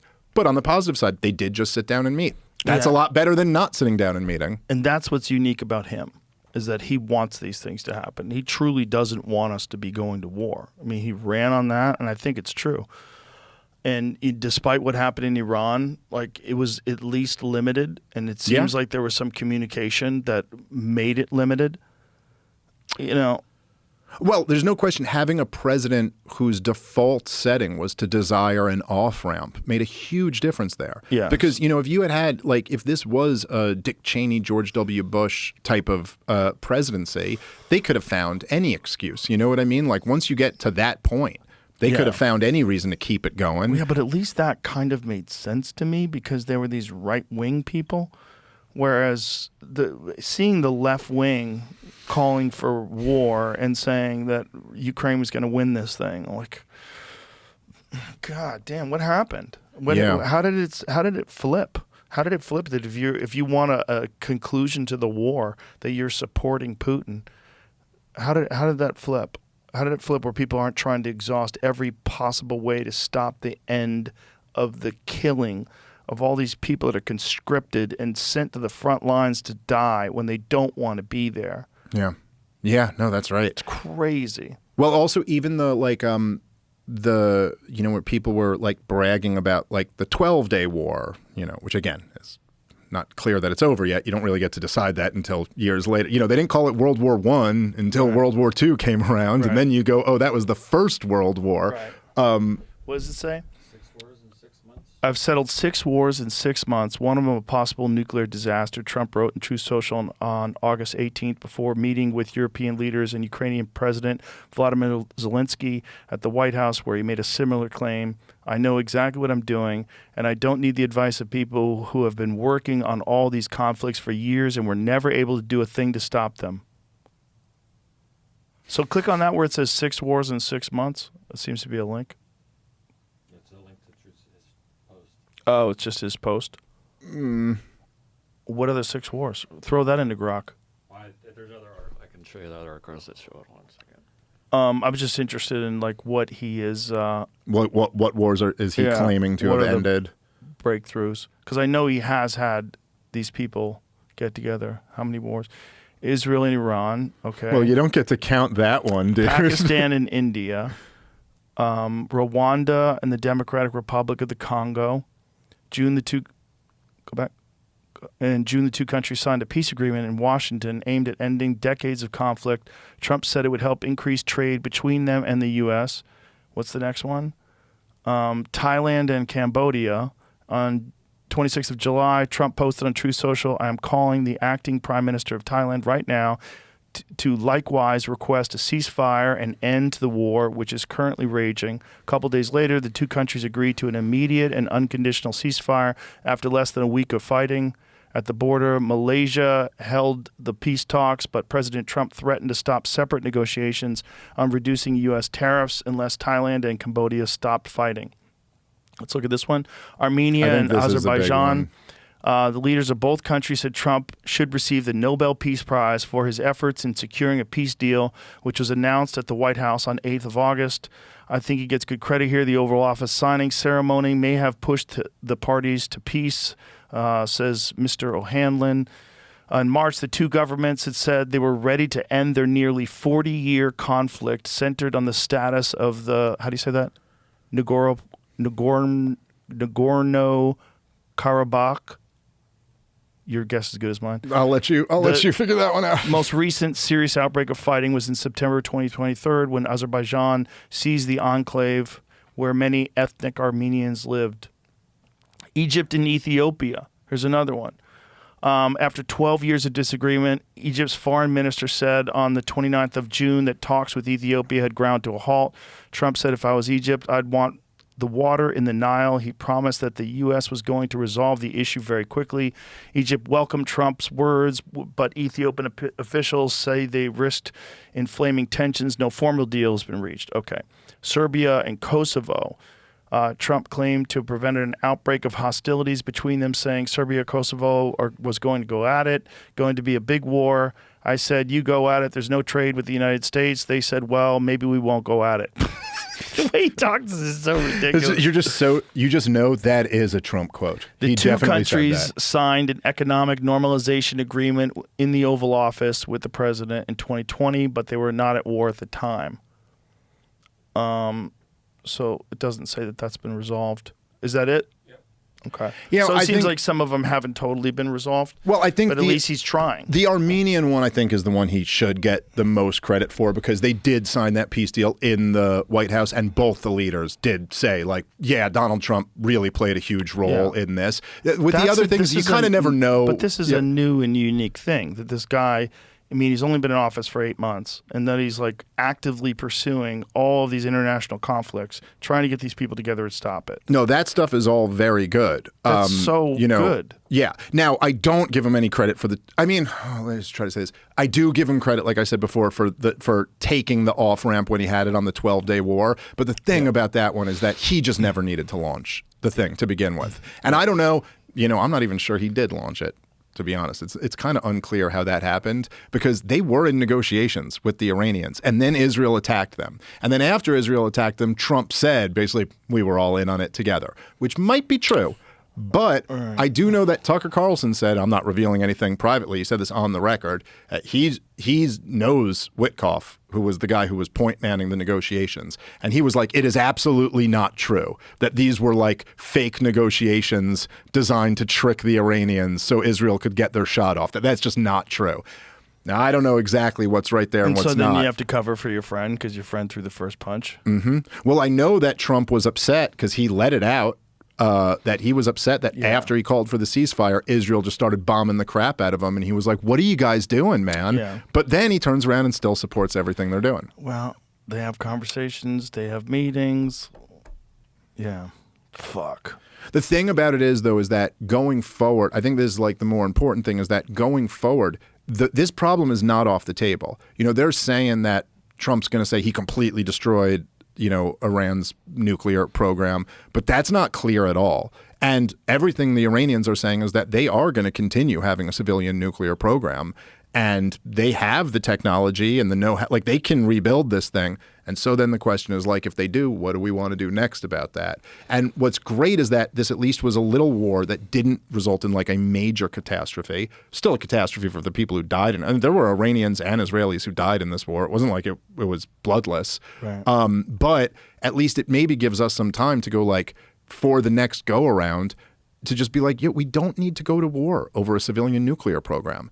First off, we shouldn't go to war over a nuclear weapons program. Like, what is that?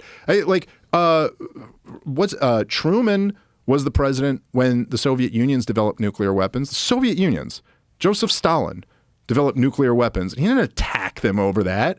He didn't say we're going to launch a war of aggression because you're developing the same weapons we have. And I think it was Johnson was president when Mao Zedong, the most evil man who's ever lived, developed nuclear weapons. There was never like a war of aggression launched over that. Everyone's so convinced we got to do it over Iran. But anyway, they weren't even pursuing nuclear weapons.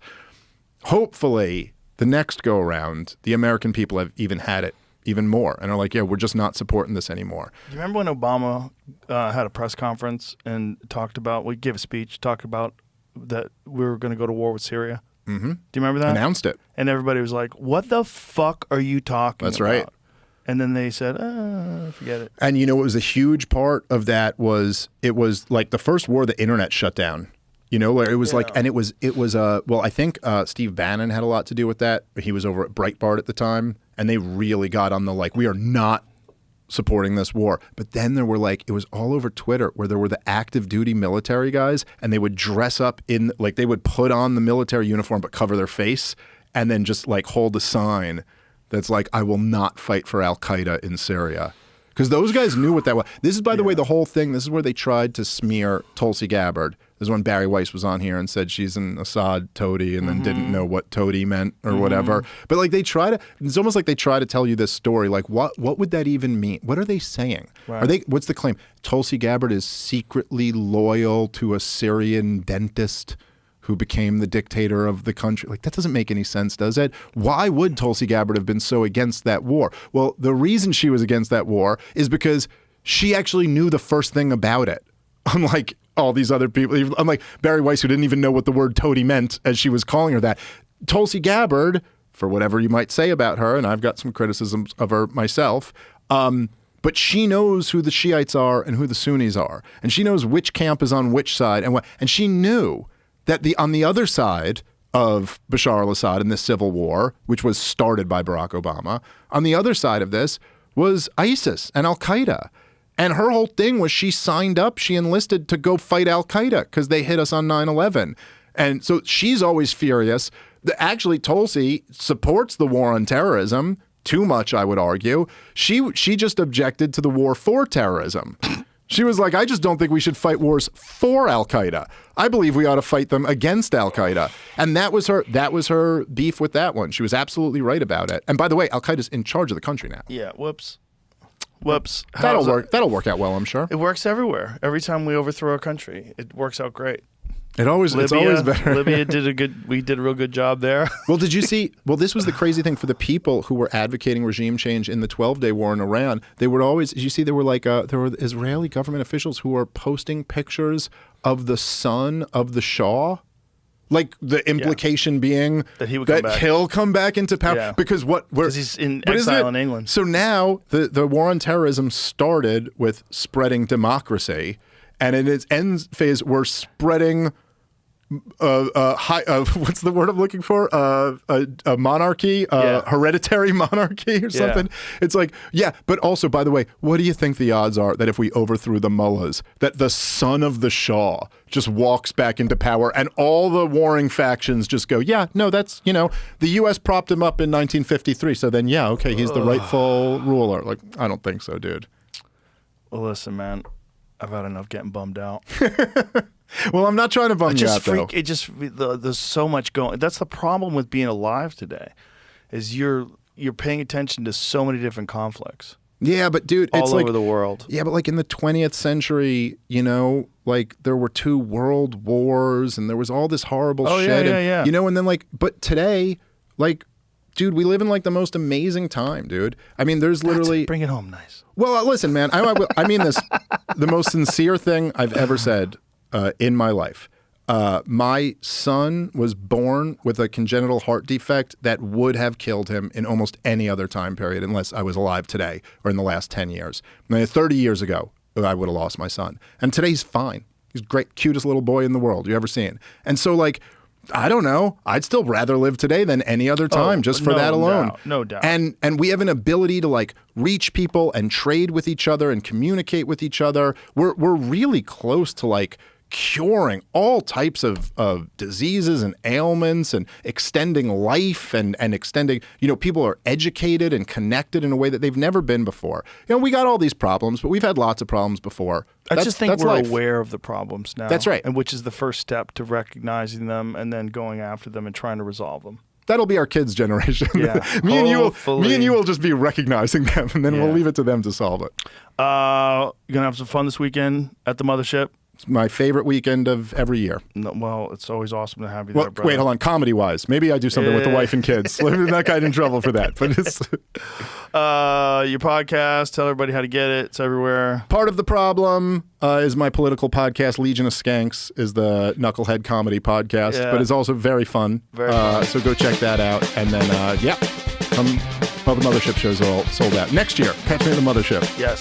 All right. Thanks, brother. You're the man, dude. You're the man. Bye, everybody.